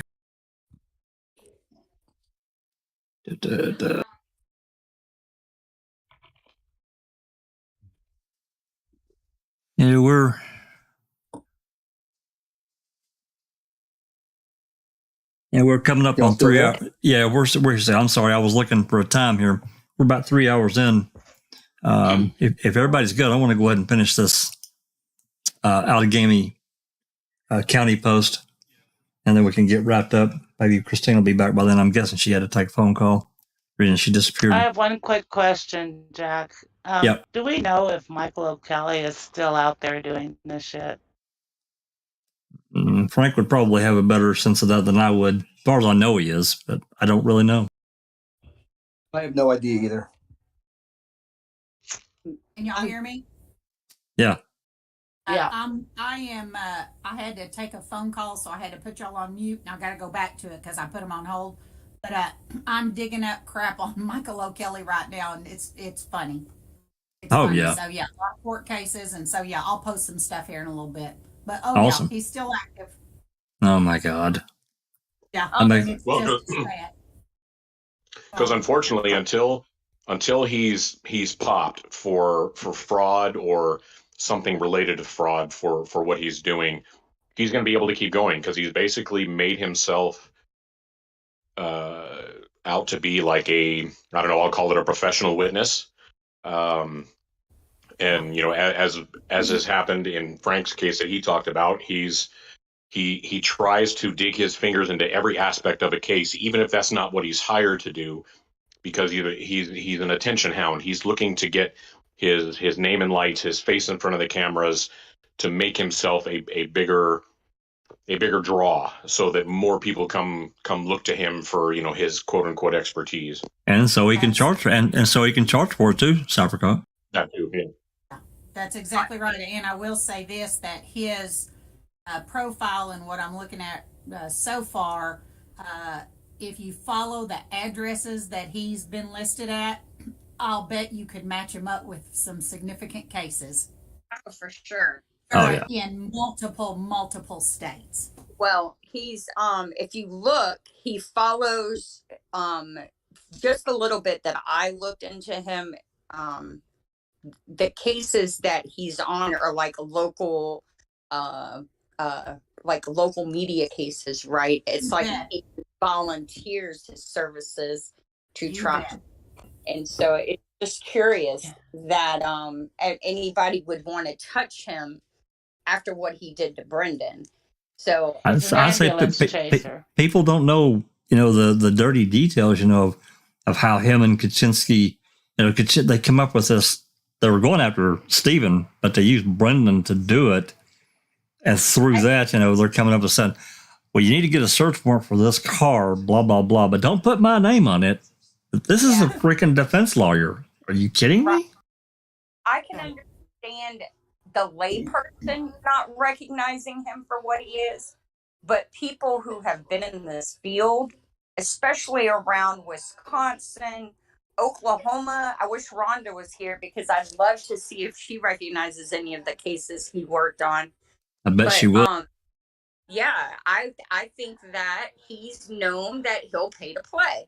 And that is not a good thing to be if you want an ethical expert. I just want to, because I know Frank's busy, I want to ask him 2 questions, and then that way he can go if he needs to. One, I was wondering if he'd give me his opinion on if he thinks Melissa Lucio will get a stay of execution. And by the way, I've got time. I finished up the stuff I need to do this morning, so I can stick around until you guys are done. Melissa Lucio, I haven't really read all the documents in the case, but what I have seen, I mean, this is certainly her whole family. This was the death of her daughter, and so the real victims here, technically, are the. Well, I know she's got support from the entire family to not do execution. There's a lot of question whether or not this was a abuse or whether it was an accident, and there's still a possibility that the courts could do the right thing. I think she's still got some legal wrangling going on there, and they're trying to make an appeal to the governor for a stay or a pardon or a commutation. So I don't have personally, I don't have high hopes that the governor will do anything, because he's got an election coming up in November. So I think he thinks that that's gonna. I mean, I don't know what he's thinking. I can't get in his head, but he might think that that's going to hurt his votes. He's got Texas they're trying to turn it blue with the border issues, and they got Beto O'Rourke running against him. He may think that there's all those staunch conservatives that want everybody executed, guilty till proven innocent. He might not want to lose those votes. So I think that's going to be a political question, and I don't know how much pressure is going to be on him. Right. And so remind me again, in Texas, the governor can't pardon unless the parole board makes a recommendation. Is that how it works? Yeah, I think I have to look at that again, but I think they changed it a long time ago, and the parole board kind of does stuff first, and then they make recommendations to the governor. In a lot of states, the governor has a lot more power than here, but just because they make a recommendation doesn't mean the governor has to do it. All right. And then there was one other question. I'll come back to you if you're still here when I remember what the other question was. Thank you so much for being here today, by the way. Sure. JD's got a question. He's asking, is there a FOIA on the location of the RAV? No. Well, I'll say no. None that I'm aware of. Somebody may have one in. One of Henberry's Know Your RAV post, he confirmed that the last known location was the underground. I can't even believe we have to say this with a straight face. They put the RAV in an underground storage facility at a lab. Because remember, in one of his posts, he has a picture showing where the ledger claims it's at. So I'm pretty sure he probably confirmed that with a FOIA, because we know how prestigious Henberry is when it comes to making sure that it's as accurate as the documentation will allow it to be. Yeah, I'm not sure. I do remember that it's supposed to be stored at an underground facility there, and under wraps, and that's been some time ago. I'm just going to tell you, if they're willing to get rid of biologicals, or what does a car mean? Come on. I know what I wanted to ask. So, Frank, if you received a unfiled search warrant and it says that there was a blunt object upon which blood was found in the back of the victim's vehicle, and that sentence doesn't appear anywhere else, it wasn't in the file search warrant, it's not mentioned in any police report, and the only blunt object that it could maybe be is not bagged when they take the evidence photos of it, like you would expect to preserve evidence, would that set off any alarm bells? Well,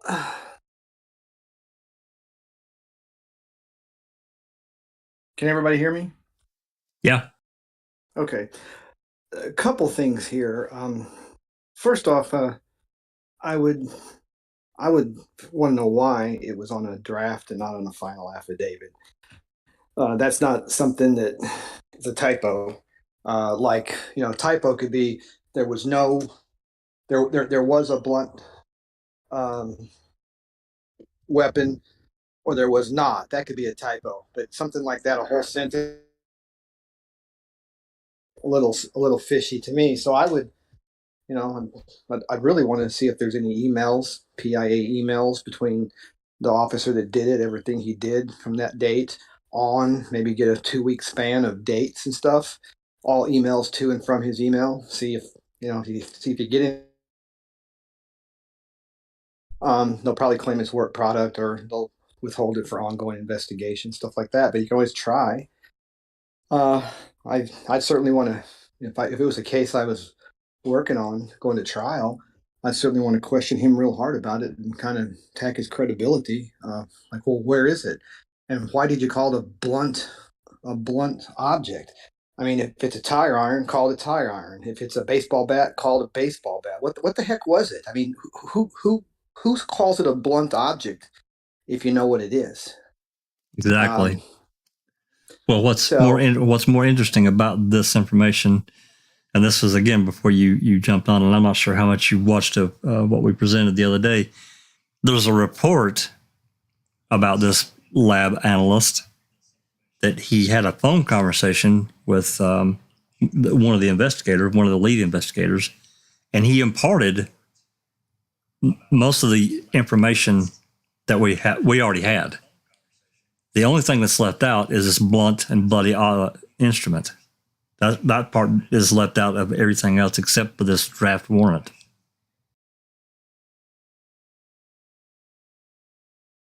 And that the investigator that allegedly found the blunt object upon which blood was found did not testify at either trial. No, he didn't. He didn't testify. No. And he's the gentleman. So to give you a little background, this is the DCI agent who alleged, or according to the prosecution's narrative, is responsible for the RAV finally being unlocked. Well, he's an analyst. He's a Wisconsin Crime Lab analyst. Right. But he's the person who witnessed the RAV being unlocked. And correct. Until he entered the vehicle, according to the official narrative, was locked, correct? That's an accurate statement? That's correct. That's right. He said he had to employ a locksmith to gain entry. Right. So he's the first person to make entry into the vehicle, and yet he doesn't testify. There's no reports from him. There's no forensic testing. I think yours said they dusted it for prints, but there's no DNA or forensic testing of the tire tool. I personally don't think it's a tire tool because it's not bagged. And I just find that so odd if that's what they're saying they found blood on, that they didn't bag it. Well, I mean, and why wouldn't he call, instead of saying blunt instrument, why wouldn't he say tire tool? Because it's clearly a tire tool.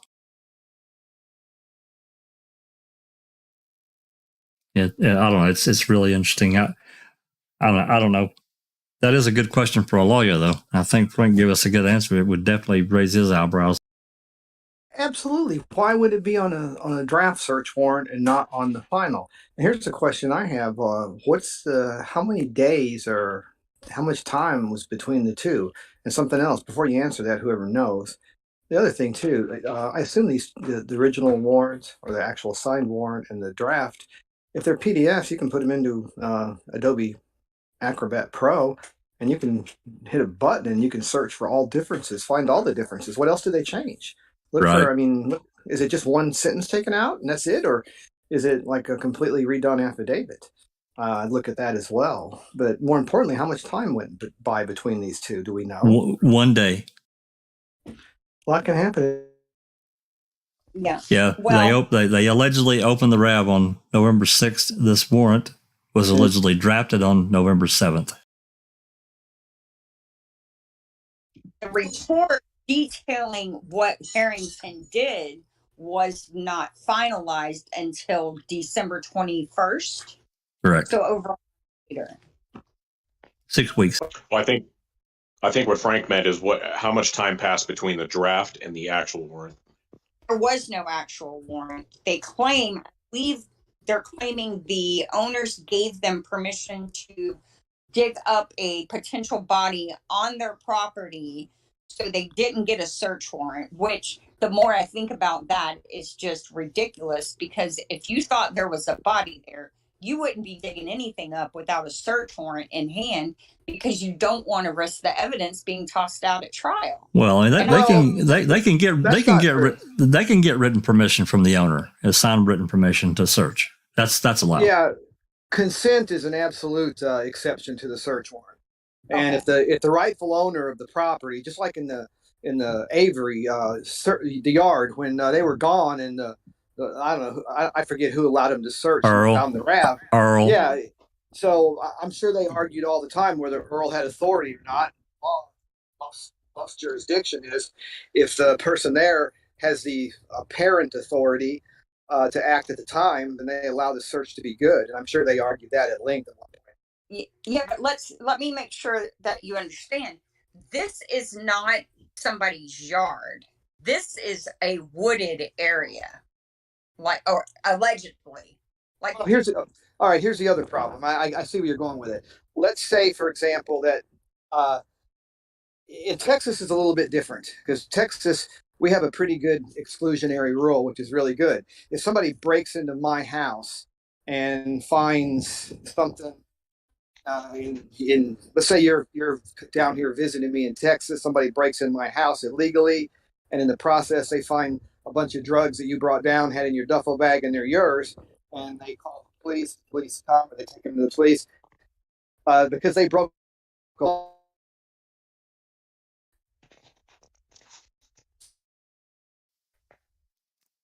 well, we lost Frank again. Lost me again? Oh, there you are. All right. So if somebody goes onto your property, they're looking for a body. They go on there and dig it up. Most times the defendant doesn't have standing, and search is illegal because they didn't own the property, and it wasn't a legal search of their property. See what I'm saying? Yeah, that makes sense. Yeah, that's what I figured. That once these people that were located and they gave them a written consent, they're allowed to search without a warrant. Yeah, but go ahead. Did they get written consent though? I thought they only mentioned it in a report that it was a verbal thing. Did they actually get a document signed by the landowner? I can't imagine they wouldn't. I really don't, because they got to protect themselves. I don't know that for sure though. Do we have a document with the landowner's signature? No. Do we actually know exactly where this site was? No. Do we have accurate GPS coordinates? We don't know. So no. Yeah, and that was the kind of the basis of my argument earlier. I as an investigator probably still would have pursued the search warrant just because. But even at the least, like Frank mentioned, if I've got permission from the owner of the property to be there, I'm still going to get something in writing with their signature saying that, because I can't really rely on something verbal, because they could just walk right into the courtroom and say, I never said that. Correct.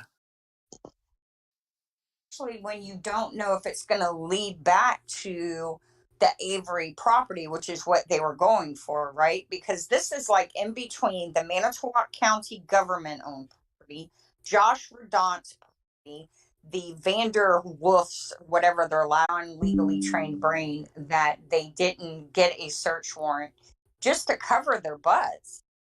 But something else that is little that I think about is, it says in the draft that there's blood on a blunt object. Well, you would think that blunt object would have been processed, sent to the lab, and with all the lab work that was done, you would think that that item would be checked in, would have an item number. They would have swabbed the blood. They would have looked for fingerprints or whatever they're going to do. And each of those items from, let's say the blunt object is item, A, for example, then there should be swabs and blood and all kinds of other evidence collected, trace evidence collected from item A that is then analyzed for DNA, blood, stuff like that. That should all be part of the forensic package and the lab results and the lab package. If it then happened, then the question is, well, why did it not get to the lab since it was apparently in the truck? Well, the RAV was at the lab, so that causes them a question even further. What the hell? Right. What the hell happened? What the hell happened? Well, right. But what I'm saying is if you go back and look at all of the, maybe the lab report just says items, A through J. Okay. And if you look at that, you think that's all that's there. But if you actually read all the lab reports and notes and all of the real lab worksheets and lab sheets and their handwritten notes, instead of being A through J, it might be A through K, and K might have been the blunt object, and they just didn't put it on their report. So I want to look at the actual lab data, yeah, we really want some bench notes of some of these analysts. We've got one set from one of the blood analysts named Starkey, but we need others. Yeah, it seems like that the attorneys working on the case would have all of that data, the original lab notes and everything on the case, and just if there's another item there that is unaccounted for, that could be the object. But if everything's accounted for and the blunt object is not there, then the question is, okay, let's assume there was a blunt object that wasn't an accidental typo. Then what happened to it? Why did it disappear? And where did it go? And who handled who handled it? Yeah. And yeah, I think that's a question I want to send to Buting and ask him. Yeah. I've got a question for Frank. We've talked about this before, not you and I, but this group has talked about it before. But I'd like to get kind of an attorney perspective on it. Is if you're a defense attorney and your client has been arrested and charged with murder, and the victim's body is found on the suspect's property, and there are zero pictures, zero video, zero anything of the crime scene as far as the body in situ, what can you as the attorney do with that? How much of a red flag is that to you? Well, they're gonna. Obviously, most likely the judge is going to allow the body in. So then it's just a matter of trying to raise those questions and question where they are, ask everybody, question the officers, question the people who did photograph stuff, who had cameras. Just let the jury know that, hey, that becomes the jury issue whether they trust the evidence or not. But there's no judge if you find a dead body on somebody's property and you're put in there on trial for murder. No judge is going to exclude that evidence. It'd be very, very highly unlikely. So then you got to just try to appeal to the jury and raise doubt in their mind. So it's not even a body, right? It is allegedly a box of bones. I wish BB was here. It is literally a probably an 8x14 or 11x13 thick document box, like 3 inches thick box that they claim contained bone fragments. None of them were GVS tagged either. No, none of these were GPS tagged. None of them. And so here's the issues. We have investigators on phones the day that they were found in the Manitowoc County 80-acre property. We have investigators on phone saying they were taking the DCI agents to look at some stuff. We have an investigator on the phone that afternoon using a theory that wasn't used at trial. Stephen Avery could be responsible for the pile of human bones found on an 80-acre property owned by Manitowoc County government, controlled by the Manitowoc County Sheriff's Department. All right. So So the judge let all that in. How does a post-conviction defense attorney, and now they're all gone. So now we Yeah. have a picture of a box empty. I mean, they actually took a picture of the empty box, like they're proud of it. And Well, it's evident. yeah, it's definitely two different animals, going to trial and trying to unwind a conviction. The problem is, and I'm sure you all know this, that once they put you in jail, it's really, really hard to get out. Yeah. So it's a whole different standard, and there's a very high presumption that everything was done right at trial. Okay, very high presumption. So the threshold is a lot more difficult than trying to put reasonable doubt in a jury at trial. So, because the jury heard all this stuff and they came back with a guilty verdict. So there's a presumption of reliability to start with.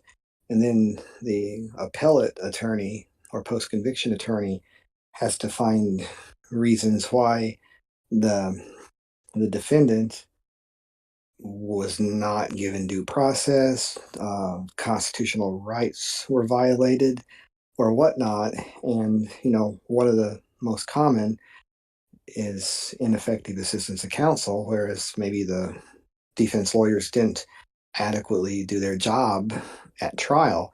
But again, there's a high presumption that it was right. It's a very high threshold, and it's an uphill battle from the start. Yeah, because most prosecutors don't want to say we made a boo-boo, because now they open up liability issues and so forth. Well, they have immunity for the most part. Prosecutors. Well, I mean, for the county, basically, or maybe a police. You mean like the $36 million suit for the first wrongful conviction? Sure. Yeah, that's right. Yeah. So I have a question for you. And with Dassey and Avery where they are now, and knowing that they've gone through so many appeals, and you can tell in the response from the courts, the appellate courts, that they've gone to the technical, the prior court didn't do this wrong, they applied the law correctly, even with the ineffective counsel. And I understood that, where they just said, well, you don't get to say that your lawyer just didn't do a good enough job. It has to be ineffective, which I don't think they met. So at this point, what should, just as a public, what should we be looking for to help? Because all of this stuff that we go over and we get all angry about all over again, it's not helping them. Well, one of the problems is, here in Texas at least, and I know federally, there's a bar to cross to do additional litigation. And you can't just, every time you find one thing wrong, file a lawsuit, because you need to do all the diligence and put everything on the table at one time. Because if you find something later that maybe was ineffective, but you could have found it the first time, but you didn't go that extra step, there's a bar to that, and it procedurally barred. Yeah, exactly. So that's the problem. And sometimes, you have to show that it wasn't available. It couldn't have been available. And, even had you exercised diligence, you couldn't have discovered it. And that's not easy to do. There are situations where it happens. Maybe a witness refused to talk to you, or they were being threatened by somebody not to talk, and then 5 years later they decide, screw it, I have a conscience, I want to call that lawyer up that talked to me 5 years ago that I lied to. Maybe that's a situation, but there are a lot of situations, but they're not easy to come by. And then it has to be, even if you get something like that, you have to show that had that been known at trial, that it would have made a difference. And it doesn't always make a difference. A good example is if someone lies and says that I saw, if three people lie and say, yeah, I was there and I saw that defendant commit that murder, that may not even be true. You might prove they were across town by their cell phone records or video of them at the movie theater.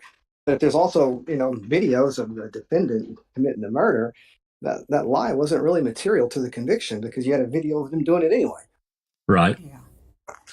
So let's talk about actual innocence. How do you prove actual innocence? Because that supersedes EDPA and PLRA, correct? That's sure. I mean, that's what all these DNA exonerations mean. A lot of them are DNA, rapes and murders and rapes that they go back and test the DNA years later when technology gets better, we can amplify it and get what was too small of an amount to be analyzed with better equipment, better technology. Maybe you can get a profile and exclude the person who was convicted, and that can get you there. But those are hard to do. Actual innocence is takes quite a bit. I mean, just because you find out someone lied or they put on false evidence doesn't mean that the person was innocent. Maybe it just means they helped, kind of help make the case to the jury, but it doesn't mean that they're necessarily innocent, So here's a scenario for you. So if the prosecution narrative was that the victim came to the defendant's home and never left, that she was shot in the head, she was then burnt to bones and left in his burn pit. All of her items were left on his property. And they have proven that the defendant never left his property on the day the victim was killed. Okay. If you can show that the victim did meet with the defendant, but that she left and he stayed, and you can also show that her remains were found on another property and that her vehicle was found on another property, and that she likely was not shot, but instead bludgeoned, is that enough to prove actual innocence? It depends on who's looking at it. If you can, I'll just put on the prosecutor devil advocate hat here. What if the murder happened the next day, not that same day that you can prove all this whereabouts? I mean, can you prove it didn't happen the next day? That'll be an argument they'll make. So they're going to find every way to attack any theory because they're going to try at all costs to protect the conviction. And if all that can be proven true, then how do you prove it didn't happen the next day? So you have to prove that. Not only do you have to, not only would we have to show that Stephen Avery and Teresa Halbach departed company, but no, wait, actually, I'm going to argue against, can I argue that? So if she left, how did she get back? Well, again, what if it happened the next day and not the day that they claim it happened? What if she offer ceases after she leaves Stephen Avery's house? And they pretty much that, right? Well, I mean, all of that could get there, I suppose, but at the same time, it may be stuff that gets this new evidence, witnesses talk, covered that maybe comes over the first time.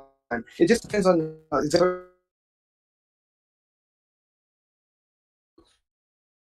what panel of judges is it. Yeah, I don't know if you're guitaring or if I am. So. Oh no, it's Frank. It is Frank. Yeah, we're just going to have to show. We're going to have to show how she was killed. That's basically how we defeat this, I think. That's the conclusion I've come to anyway, is if we show how she's been killed. I'm sorry? I said it hasn't been 100% guaranteed she's been killed. Right. Well, no, that's what I'm saying. We're going to have to show either that the body isn't Teresa Halbach's and we don't know what happened to her, or it is Teresa Halbach's and she was murdered after she left Stephen Avery's, and Stephen Avery never left his house. So that's my guess. Remember, in the post-conviction world, we're fighting against the court record. And even though they never,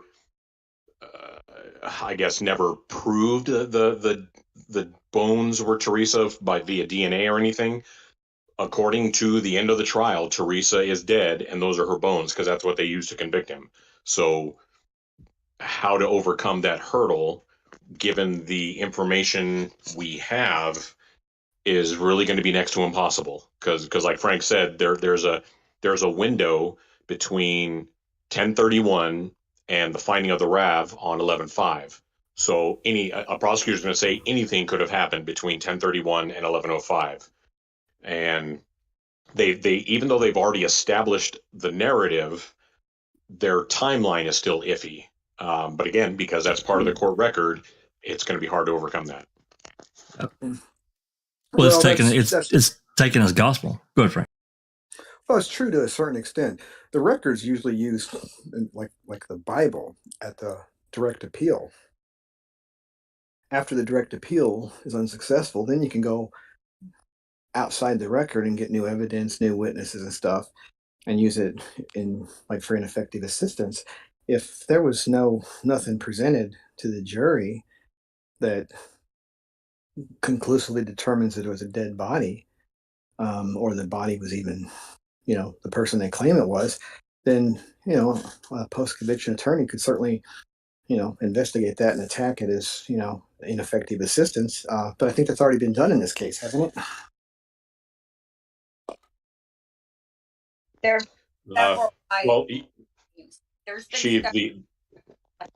yes.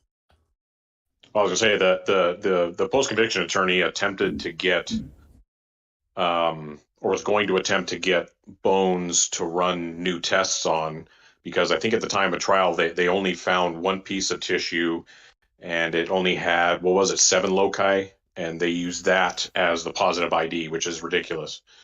So she was going to attempt to get the bones to run better tests on using better equipment that was not available at the time. But as it turns out, the evidence was essentially destroyed because it was taken out of evidence and quote unquote given back to the family. So it's, chain of custody is broke and the bones are gone because we don't even know where they went. And wasn't this mitochondrial DNA? Correct. Did they do? They did both. They did regular DNA and they did mitochondrial. Which one showed the 7 alleles? The regular DNA testing showed the 7 loci with alleles. Okay. Did they do a statistics on it to say what the probability was that it was? Yes. What was it? She said 1 in 6 billion, I think. 1 in 6 billion for 7 loci? Yeah. Right. That's not right. Sounds like a number pulled out of her ass. It's because of the alleles, because there are a number of the alleles matched Teresa. Right, but in autosomal DNA, which is what you're saying this is, there's 23 chromosomes, and they look at, depending on the time period, this was done back a long time ago. They could do it now, and see, back then they were probably doing 12 or 13 alleles. 15. Now they can do 15.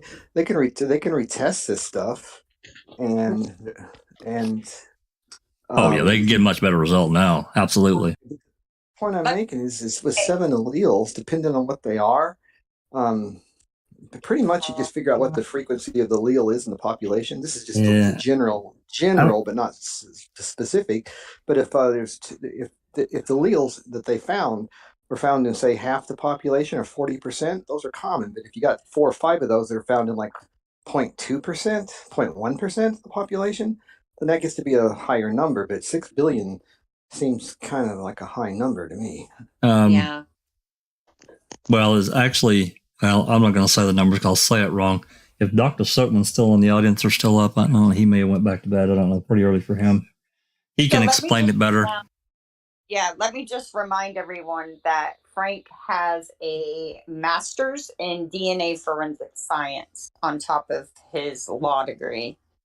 Now you're just showing off. Damn, Frank. Well, I'm just saying, I always pay attention when he talks about DNA because we have Dr. Soapman, but you know what I mean? The more information we can get about DNA, the more we can understand just how sketchy all this DNA is, right? I mean, we know it's sketchy because the whole case is, but as far as having the information to know why, you know, we depend on others to help us understand it. So I just remember Dr. Sotman saying of the alleles that they had in the result, it was 7 out of 7 people on planet Earth could have these same alleles. 7. I remember him saying that. So one of them would have been obviously Teresa. So there'd been 6 others in the world that it could have been. and one of the questions they asked Karen Halbach on record is if she had any other deceased female relatives. Like they have that in a police report. I find that odd too. I thought they asked her if she had any other dead children. Maybe it might have been children, but I know it was whatever it was. I think it was female relatives, to be honest, because mitochondrial DNA, from what I understand, is female, correct? All comes from a mother's side. Yeah. Yeah. So like her mom could pass it to her and she could pass it to Teresa or another daughter. But anyway, and I also want to say that the DNA analyst in this case has been on all of Stephen's cases, from what I understand. And in one of Teresa's DNA testing sequences, she introduced her own DNA into the test. So I into the negative control. Correct. Yeah. So well, that's what she says. That's what they. And I don't trust any of the DNA.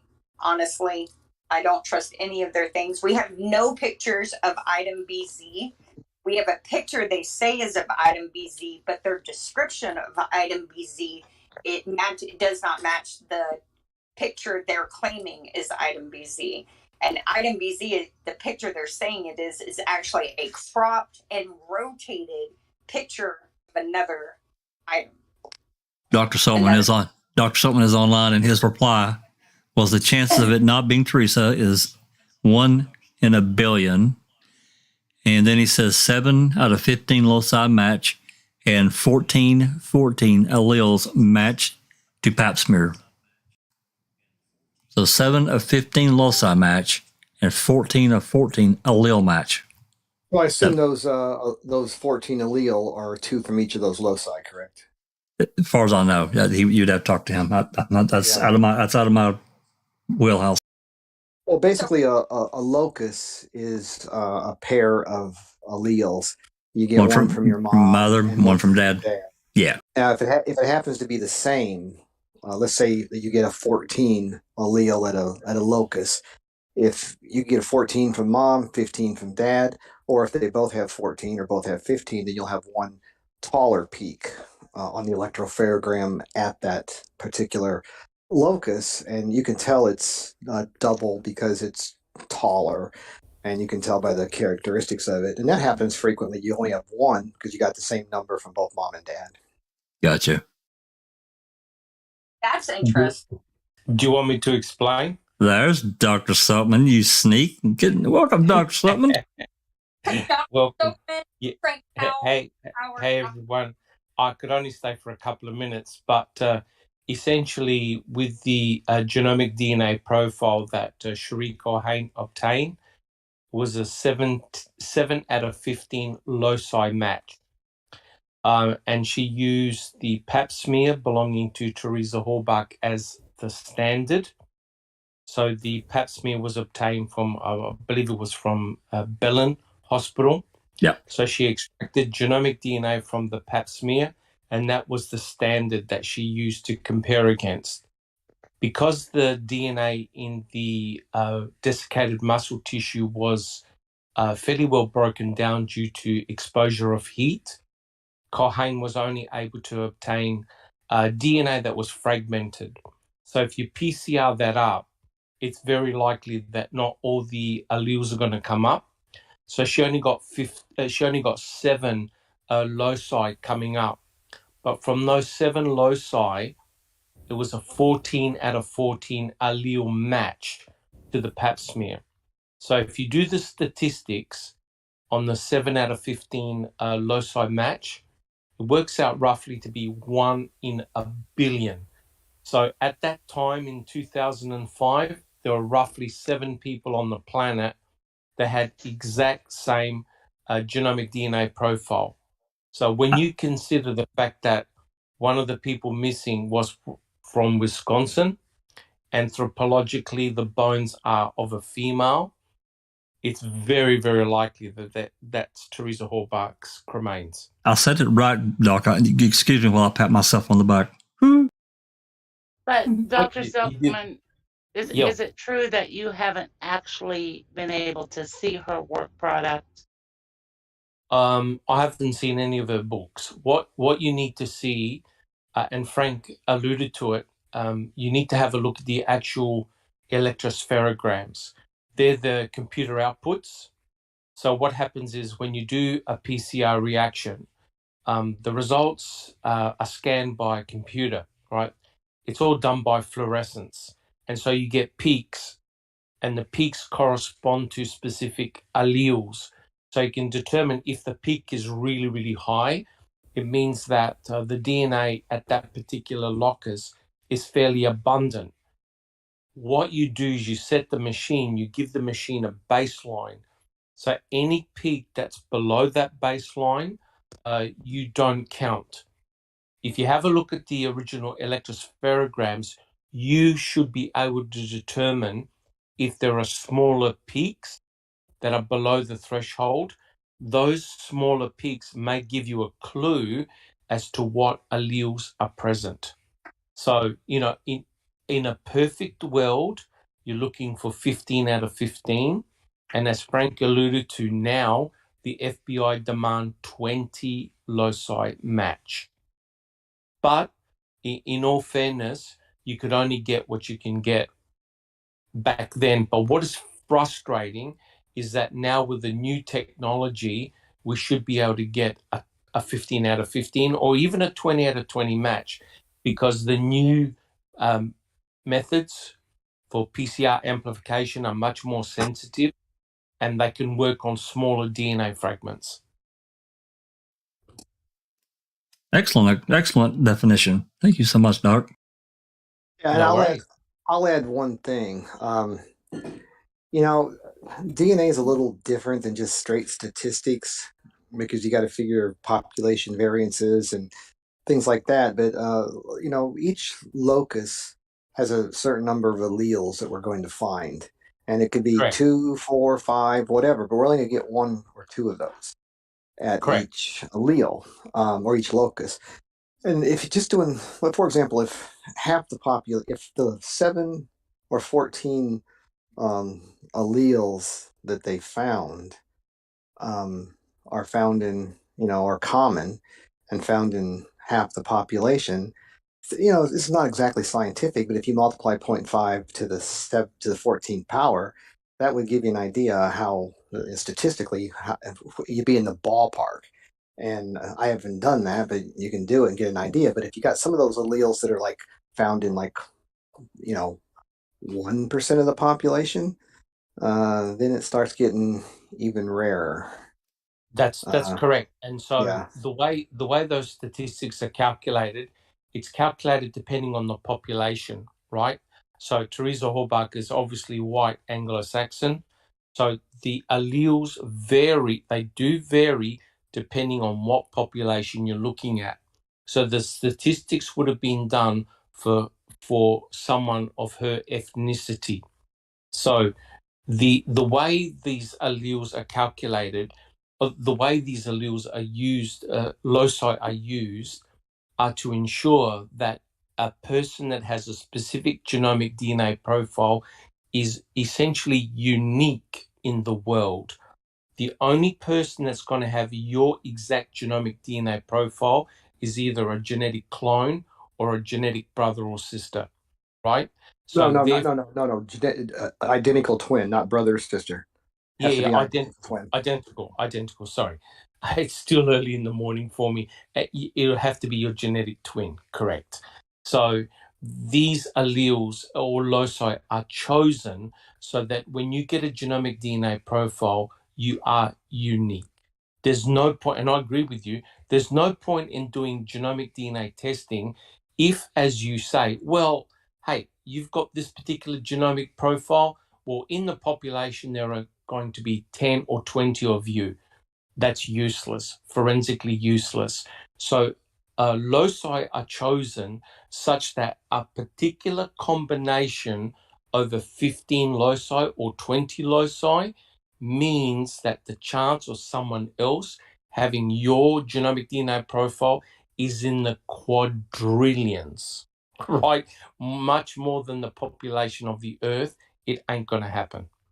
So let me ask you this, since we're discussing what bothers me in this case. We are talking about a part of Wisconsin where there is there's no change. So in 1985, the population was 85,300 or 85,600 in 1985. In 2015, the population was 85,300. No one moves there. They all keep marrying the same people over and over and over. You see it throughout the newspapers, throughout Mystic Genes. Anyone else who's done the newspaper archives can attest to this. Everyone's related to everyone else. Does that affect this 7 loci or the probability of the alleles being similar? I can answer that. Yeah. It is a calculation. There's certain presumptions in the statistical tables that are used, and it assumes that it's a normal breeding population and not an inbreeding, incestual,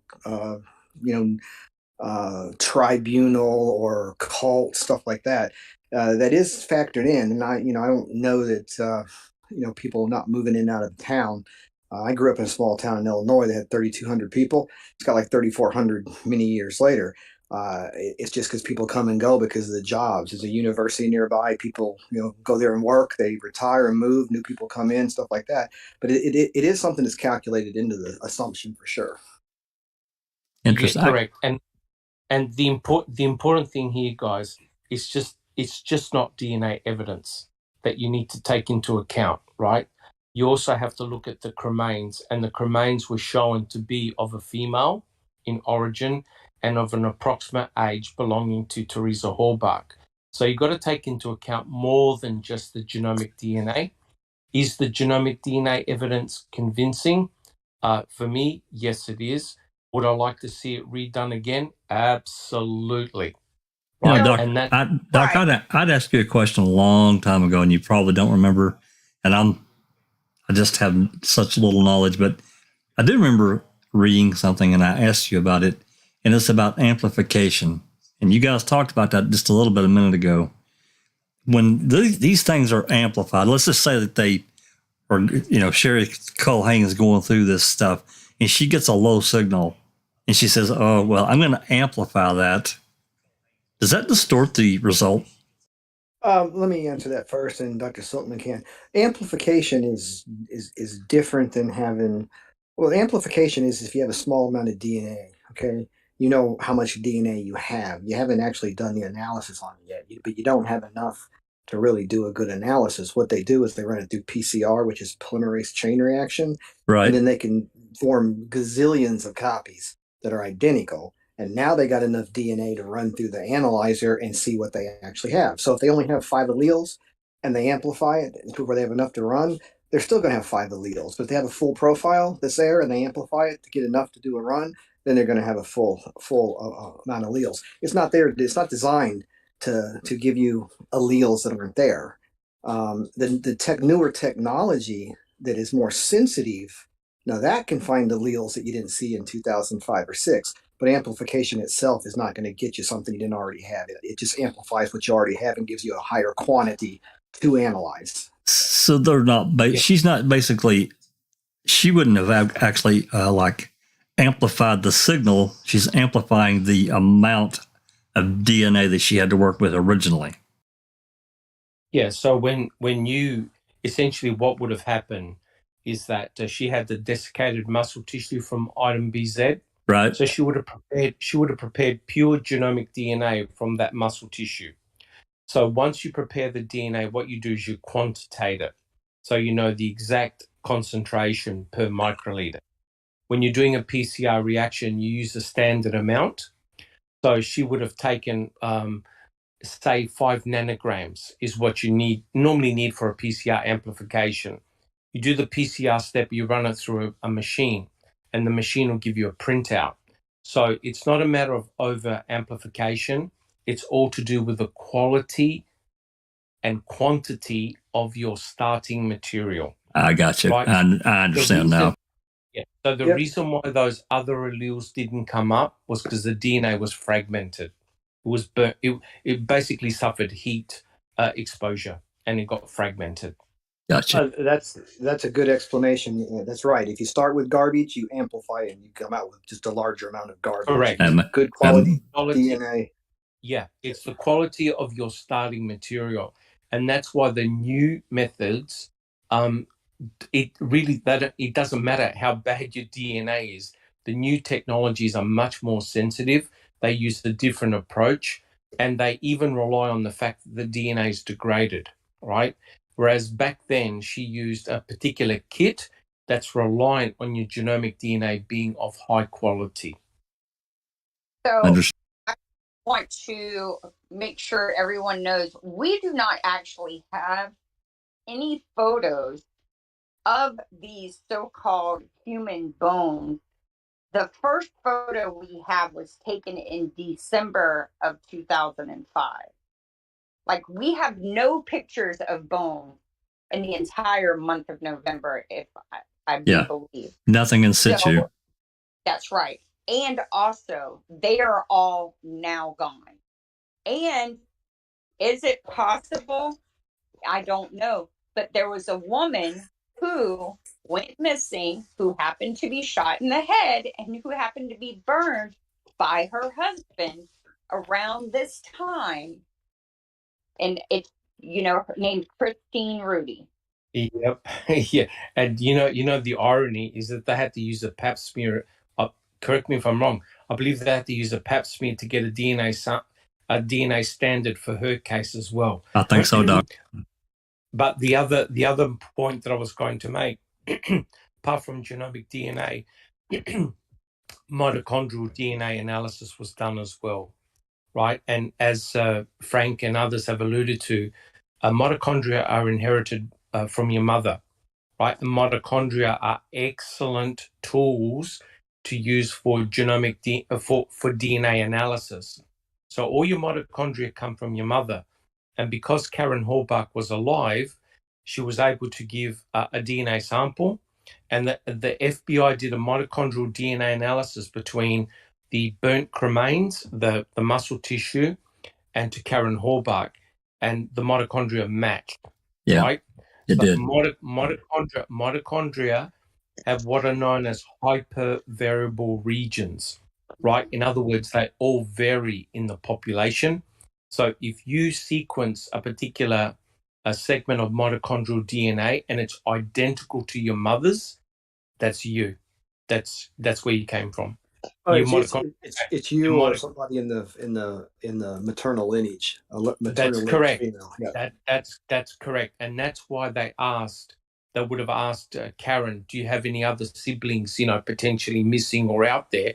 Because Karen would contribute all the mitochondria to her children, right?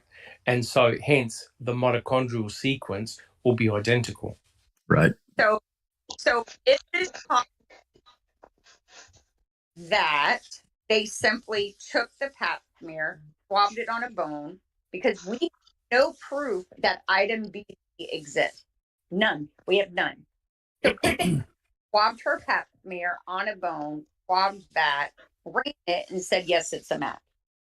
If they did that, you would have expected a robust genomic DNA profile. Well, no question. Unless they intentionally didn't do that. We don't have the raw data. We have their word. That's correct. That is correct. But I mean, if Culhane ever tried a stunt like that, that's jail time. That's going straight to jail. Oh, that's evidence tampering. That's right. Yeah, So she gets caught. Yeah, she's in big trouble. Yeah. So having said that, sorry, Frank. Oh, I just want to throw in one more thing since we're having this discussion, just for those who don't know. Dr. Silverman, you gave an excellent talk on what mitochondrial DNA is, how it's passed down, how it is seen in the maternal lineage. So Karen Hallbach's mother would have the same DNA, and all of her mom's sisters, or not DNA, the mitochondrial DNA. And the thing I want to add is the flip side is exactly true for males with the Y chromosome DNA. So you can search that. Correct. Yeah. So you got mitochondrial on the mother side and Y on the male side.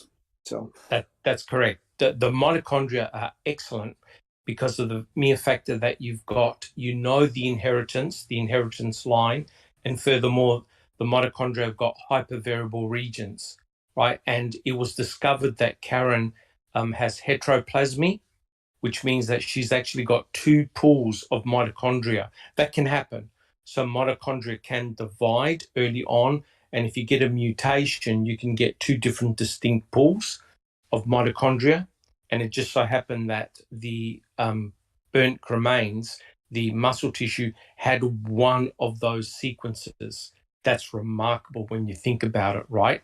So even though that Karen had two subsets of mitochondria, the victim had the identical set that Karen had, and that's remarkable. So to me, when I look at all the genomic and mitochondrial DNA evidence, the anthropological evidence, Teresa Hallbach's dead. That's what I see, and it was probably the mtDNA that probably sold it over the river for me. Sorry. Yeah, sorry to interrupt. I didn't mean to. I agree that it's all indication that she's dead. That does also make a few assumptions that there wasn't anything nefarious going on, because there's a suggestion of other stuff in other areas. So anything funny could have happened before it ever got to the DNA analyst. I'm not saying it did. Right. Oh, we agree with you, Frank. There's some weird shit going on here. There's no arguments. I'm Cherie Culhane's harshest critic. If you followed my work and what we've done in Foul Play, I'm her harshest critic. But the factor is, it's not only Cherie Culhane who examined those cremains and the DNA. It was independently tested by the FBI as well. So when you look at it in total, right, not just Culhane's work, when you look at it in total, you have to come to the conclusion that those cremains are Teresa Hallbach's. Severico?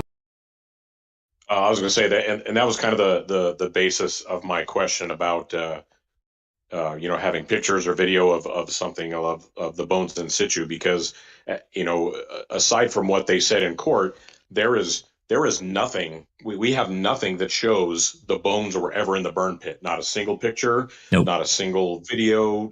Nothing except an officer's word that that's where the bones were.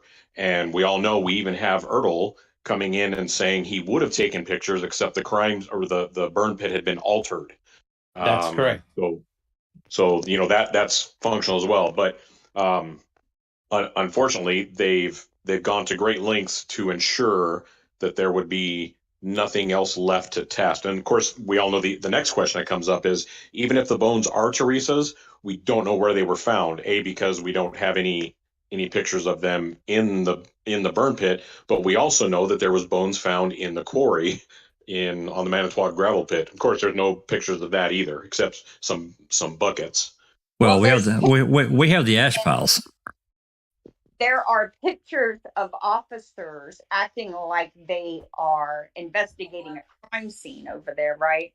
They have on gloves, they've got little evidence tent, they're taking GPS coordinates, they're doing all the things you would expect when you're recovering remains.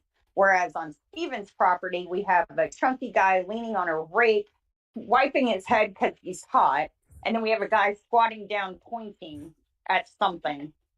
That's the proof of bones being burned. Don't forget, Christina, we also have a couple of guys that were busy digging that pit up quick as they could and getting rid of it. Yeah, put it this way: the handling and processing of the cremains has got to be one of the worst pieces of investigation work I have ever seen. And Sapakop is 100% correct. Even though all the genomics and everything else points to the cremains belonging to Teresa Horbach, the question is, where were they originally found? Right? Yeah. Where was the primary burn site? Everything we have is on paper. We don't have any digital or photographic whatever. Correct. So, it's not a question of who the victim is. The question is, where was she murdered? Right? That's the key question. Yeah.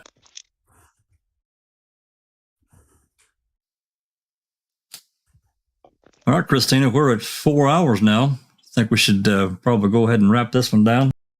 Yeah. Come on, we got 3 more hours in us. Frying chicken.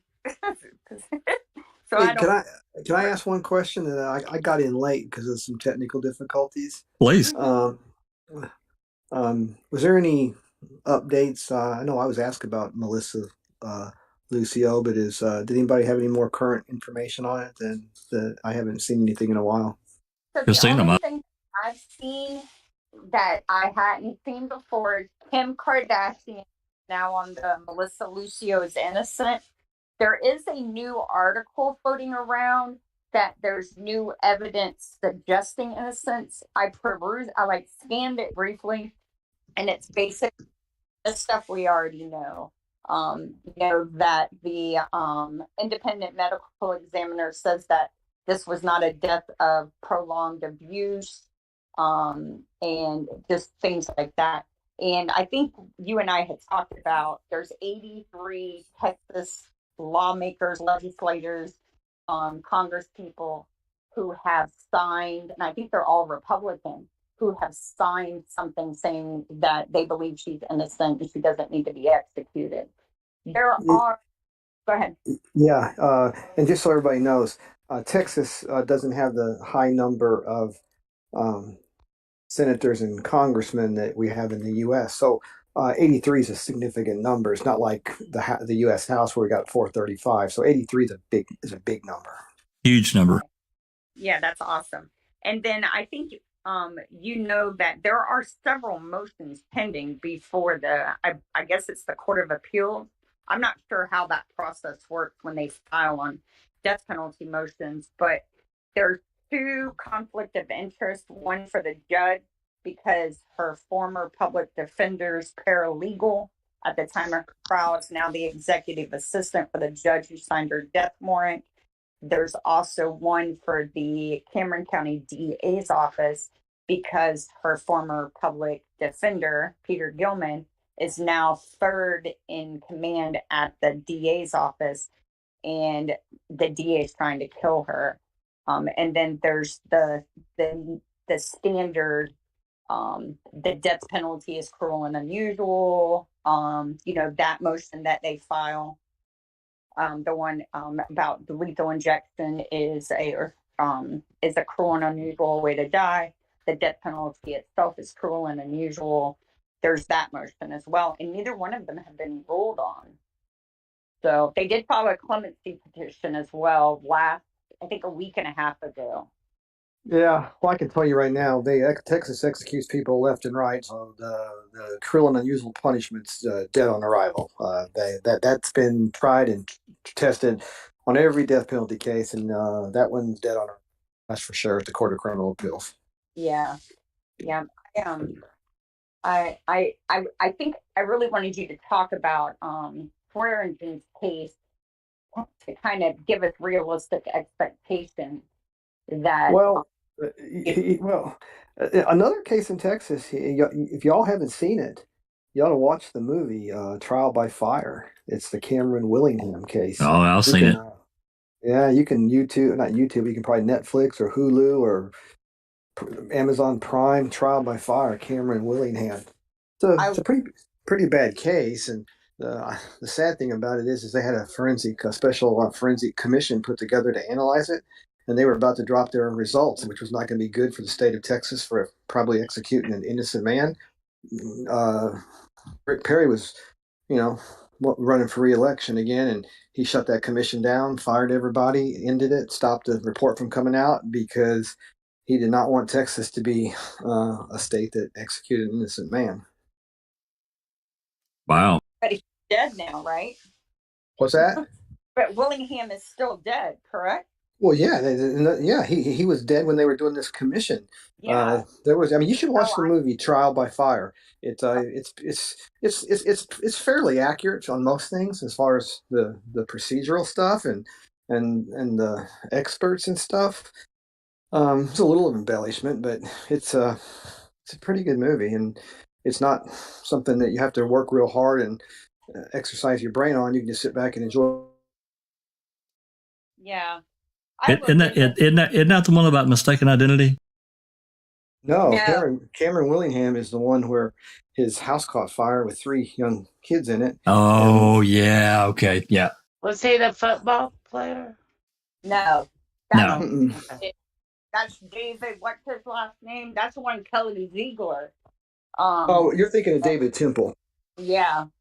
What do you think about that case? Well, I haven't really followed it. I know Kelly Ziegler Yeah, she got in trouble for that one. They retried him and found him guilty again. But I don't know the case. I never really followed it. Yeah, I did. I dug into that one. What do you think, Jack? What do y'all think? I think he's innocent because there was they presented that. They really pretty much left out the robbery end of it, which the house was robbed, and basically, tried to say that Temple was, trying to get rid of his pregnant wife, because he wanted to be with his girlfriend.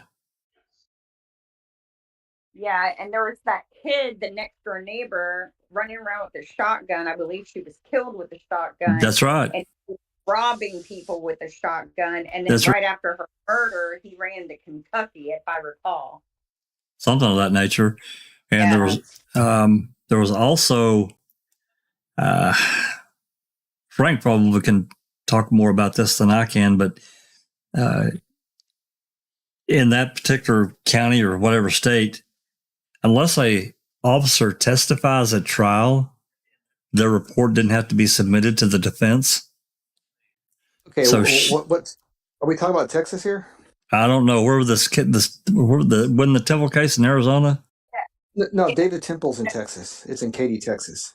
Okay, so yeah, I remember this. This is in a 2020 broadcast or one of these pretty news things. Okay, well, I can answer your question. So back in the old days, the way it used to work is once an officer testifies,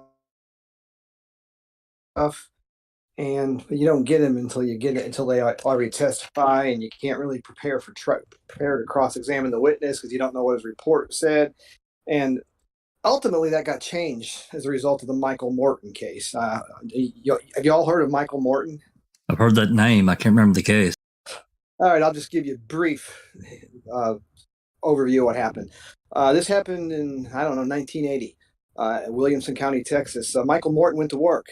Him and his wife got in a fight, argument the night before, wouldn't have sex. He wrote something on the mirror in the bathroom about it, was upset about it because it was his birthday. And he went to work, came home. There's a police line at his house. His wife's dead, murdered. The 3-year-old boy's there. And they convict him of murder, use all the circumstantial evidence of the fight and everything else. And he gets sent to prison for life. Well, 25 years later, he finally gets exonerated by DNA.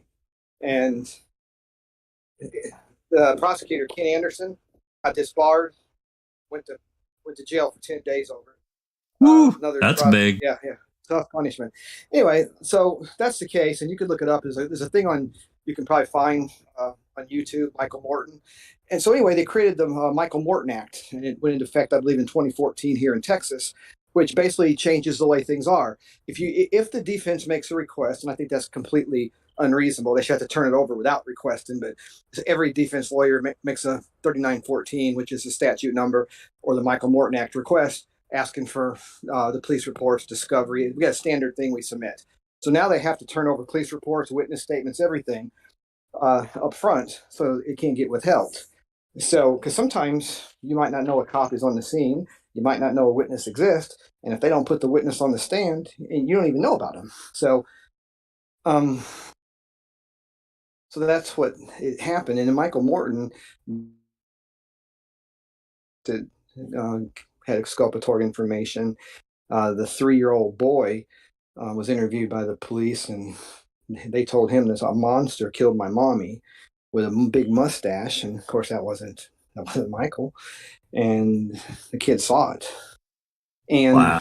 there was a bandana found right near the house with blood on it. That was never disclosed or turned over. They finally found it through a lot of the Innocence Project, and they finally DNA tested the bandana. The bandana had male DNA on it that was not Michael Morton's. They ran it through CODIS, and it matched a guy who was in prison for another murder. So he killed another woman about 6 months after he killed Michael Morton's wife. And Oh, wow. had they turned all that stuff over and whatnot, they might. I'm not saying they would have, because that guy might not have been in CODIS at the time. I don't know if he was already in CODIS or not. Okay, but if he was in CODIS for a prior crime, they probably could have matched it, sent him to. Well, in 1980, we didn't have the DNA database we have now, so he wasn't in CODIS. But who knows? They might have investigated the case and found the killer, and they saved another woman and saved Michael Morton from 25 years in prison. So now we have the Michael Morton Act in Texas. Yeah, I just remember. David Temple's case was before Michael Morton Act. Yeah, I just remember they one of the appeals that he went through. The lawyers were talking, and they showed the number of police reports they had prior to this whatever motion that they had, and it was, the stack was probably an inch or maybe an inch and a half thick. After the motion or whatever, and the police reports they received after the judge said you're going to turn all this stuff over, it was like 7 inches, 8 inches thick. It was a huge pile of papers and reports that they had no access to at all. I don't know. I think Temple's innocent. I just think he is. Yeah, I don't know the case, so I can't really comment on it. But I know that Siegler got in trouble with the state bar for misconduct. Yeah. Yeah, I can't remember the particulars of what she did. Yeah, go ahead.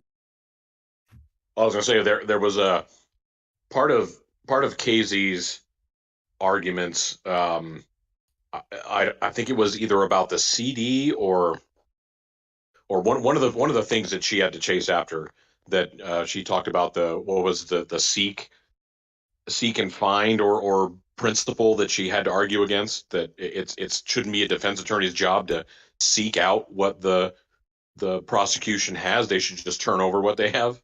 It was the Dassey final report CD. The one that what the hell is his name? Works at Grand Chute. Belly. Yeah, works at Grand Chute Police Department. He's the forensic, the computer forensic specialist. So let's talk about what evidence has gone missing in the Stephen Avery, Brendan Dassey cases. There is a voicemail from Teresa Hallbach, the other Manitowoc County appointment that day, an appointment that Manitowoc, a user here, actually made me recognize that when they're discussing Teresa's appointments that day, they put her order of appointment, Schmitz, then Avery, then Zipperer, but then they changed the order. But that's how she listed them. Like, she looked, saw what was written, and read it off. And then they changed the order when they realized that wouldn't work with Stephen being the murderer, right? If she left his house, because he never left that day. So we have that. We have this bloody blunt object, and their theory is she was shot in the head. Although the blood spatter on the back of the vehicle, independent forensic analysis says comes from a blunt object and not a gunshot. We have a CD of computer forensics that went missing for years that showed that the state star witness was not sleeping that day like he claimed, and also that he had a penchant for looking at torture porn and underage porn. What else am I missing? Edited flyover video. Yep, edited flyover video shot the day before the RAV was found. And there is a witness who says that he saw the RAV being driven, followed by a white Jeep, onto a property owned by Manitowoc County Sheriff's Department, which would access where the RAV was parked. And he saw what looked like the RAV and a white Jeep going very fast down that road. And then 30 minutes later, only the white Jeep coming back out. What else? So basically what they've done is they've tried to hide any evidence that would show that Stephen is innocent. I shouldn't say hide. They have destroyed any evidence that shows Stephen is innocent. There are a number of photographs that they won't let us have too. We've got roughly 3,500 photographs in the case, and I've been told that there are over 7,300, and we can't get them. They won't let us have them. Not to mention their interview with their star witness. Yeah. I don't know what photographs you're missing, but if you haven't done it yet, do a open records request or whatever they call it. They've been done numerous times. You done them for the autopsy reports and photographs and stuff? Yeah, we've got the autopsy report, but the photographs, absolutely, they've all been requested. So Okay. they choose, Frank. They pick and choose what they give you, right? Yeah. And I was discussing with you the 2 rolls of film recently received by Mystic Genius. Well, they gave them to her in black and white, and she came on earlier. I don't know if you heard her. She finally got the color copies, and they added 2 more photos. So now instead of 33, she got 35. Yet film holds 12, 24, or 36. And no negatives either. Yeah, well, something else you need to make sure you get and look at is oftentimes there's, you can find this from the record. Get the exhibit lists from everywhere you can. They might not give you the photographs, but they should give you the photo list. And then at least you know what's there and what's supposed to be there. And oftentimes they'll have the photo file number on them and so forth. And I think I talked about this with Christine the other day. Like, for example, the blunt object in the back of the RAV. Presumably, whoever was there taking pictures of the RAV photographed it as well. Well, if you look at the file numbers on these photographs, I don't know what their camera they use. And let's say they use a Canon that has, DCM underscore starting at 1 all the way to infinity.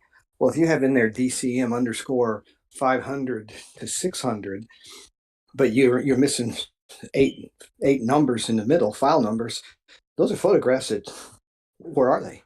And you can look at the file numbers and figure that stuff out. And you can also look at the metadata on those pictures. The first few low numbers, then look at the high numbers and look at the times. And if you got, days difference or whatnot, then you know that they picked up and started doing it again at a later time or whatnot. And if you do that, let's say there's 10 pictures missing, 550 to 559 is missing. If you look at 549 and it's 8 a.m. on, say, the first of the month, and then 560 after the 9 missing is the next day, there's a good chance that those missing pictures were just another crime scene they photographed, in between the two. You see what I'm saying? So Right. you can use that data to really come to some good conclusions of whether you have all the data or not. Yeah, we've got some photographs that they definitely mess with the metadata. There's no doubt they messed with it. How would you try and circumvent the DOJ, which is the Department of Justice in Wisconsin, to get access to the Department of Criminal Investigations, which is the crime lab, to submit records requests? I'm not sure I understood your question. So any records request we make of the crime lab has to be submitted to the DOJ. And the DOJ are lawyers who just get paid to argue, right? Mm-hmm. But what I have found personally is that if I can circumvent the attorney and get it to the person, they give me the information because they have to by law. The issue is I can't find a working email address for the DCI. Everyone I've come across online is no longer valid. No, it all gets filtered through the DOJ to basically one guy. So if I think if I can leapfrog, if I or anyone else, because they're going to share, I think if we can leapfrog the DOJ and land in the DCI email box, I think they have to give us the info. So, but how do I get there? Question, because I can't find a working email address to get into any of them. I even tried calling and tricking them to giving me an email address, and they gave me one to the DOJ. Yep. Well, that's intentional. I know. So anyone who has any ideas, email me, message me, leave a comment under the video. By yourself.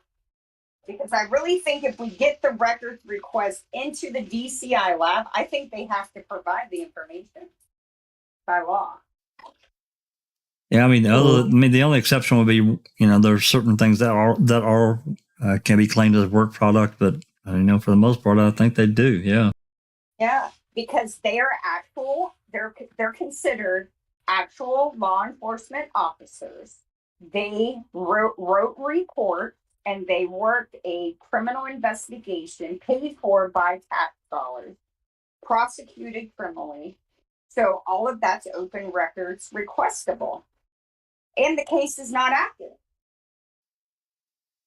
Yeah, that's another thing, Frank, another trick they've been pulling for a long time is that we requested a lot of different things and they denied the request because the first thing they tried, the trick, they said, well, it's sealed. This evidence is sealed. So we're thinking, okay, a judge sealed that. And so if you go back to the end of the trial, when everything was said after the verdict was read in, Judge Willis unsealed everything. There were like 4 orders of him unsealing, going through the process of unsealing things as he went. And at the end, he unsealed everything. So we're thinking to that in these people's face and said, look, there's no sealed evidence. Oh no, it's sealed with evidence tape in the original packaging. But we're not going to break that seal and make you a copy. And we've not been able to get around that for many of these things that we've requested. But, well, have you done a records request to the district attorney's office? Yep. Denied. Right now, where I tried a legal argument. He hasn't responded yet. How about the appellate courts? I've not tried the appellate court. So here in Texas, if you make for every case, you can send $5 to the Court of Criminal Appeals, and they will send you a DVD with the entire case on it. And if you want 2 different cases, just send them $10, and they'll put them both on the same DVD if it'll fit. And you get everything. They'll send you everything, the exhibits, the court records, the transcripts, everything. So you might want to check the appellate courts as well. Here it's $5 at the Court of Criminal Appeals. If it is a writ filed or whatever is filed, you get a copy of everything. Interesting. Very interesting. Now, I tried that on the Randall Matea case, and his case is too old, but I did not think about trying it on Stephen and Brendan's case. That's actually really helpful. Thank you. Doesn't mean it's going to work, but it's another place to go. You know? Yeah. All it takes is a little bit of time. It doesn't cost anything to make the request. Nope. I mean, if you're missing, say, 5 photographs that you know, is KZ helpful to fill in the gaps or not at all? No. No, she won't share. She works with 1 or 2 of us. I'm not one of those 1 or 2, but I think that she does communicate with a couple of researchers. That's my opinion, but I'm not one of them. I send her anything I have that I've never seen before, and she's only her team has responded once to my email. So, and she didn't respond at all about the search warrant file.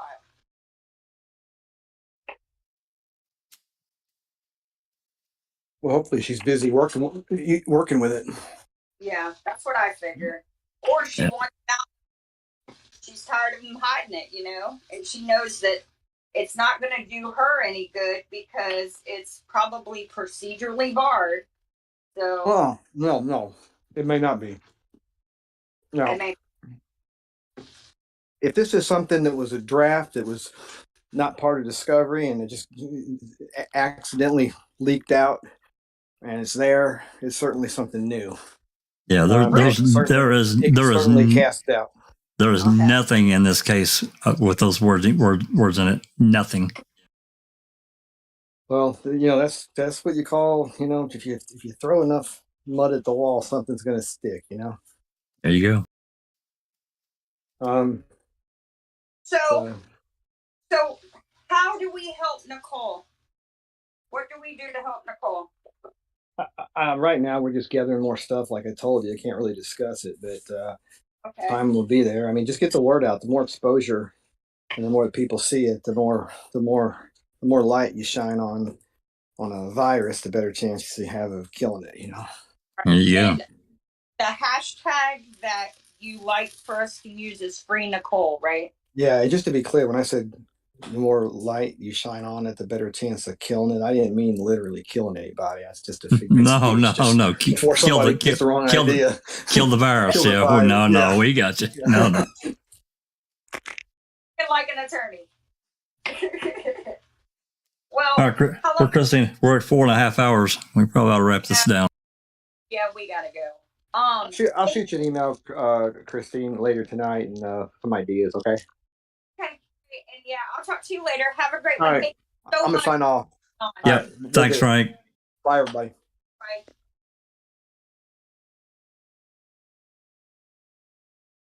We got us. That I enjoyed that, y'all. I hope y'all did. I hope everybody got some interesting info. Do you want to try and talk about the case a little bit, or the PetrichorGirl, or do we need to go? No, I need to head off here. We can finish that up. I mean, it was pretty much a done deal. So there's only a couple of things that didn't get read, and just a couple of her conclusions. So I mean, we're pretty close to the end of it. We don't really know how Outagamie got the information. It's strange. Does it prove anything? No. It's just another one of those odd things in the case.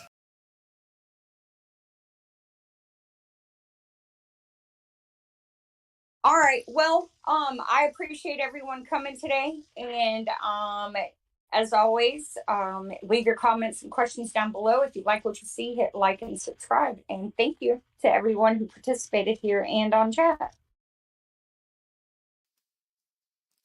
Yep. Thanks, everybody. We really appreciate all the support. It's been a really good conversation. We've covered a lot of ground. And we'll see you probably Saturday afternoon with Reading with Uncle Ken. We've got a few other podcasts along the way during the week. And Rhonda has one tonight. So try to tune in for that. In the meantime, this has been a Foul Play production.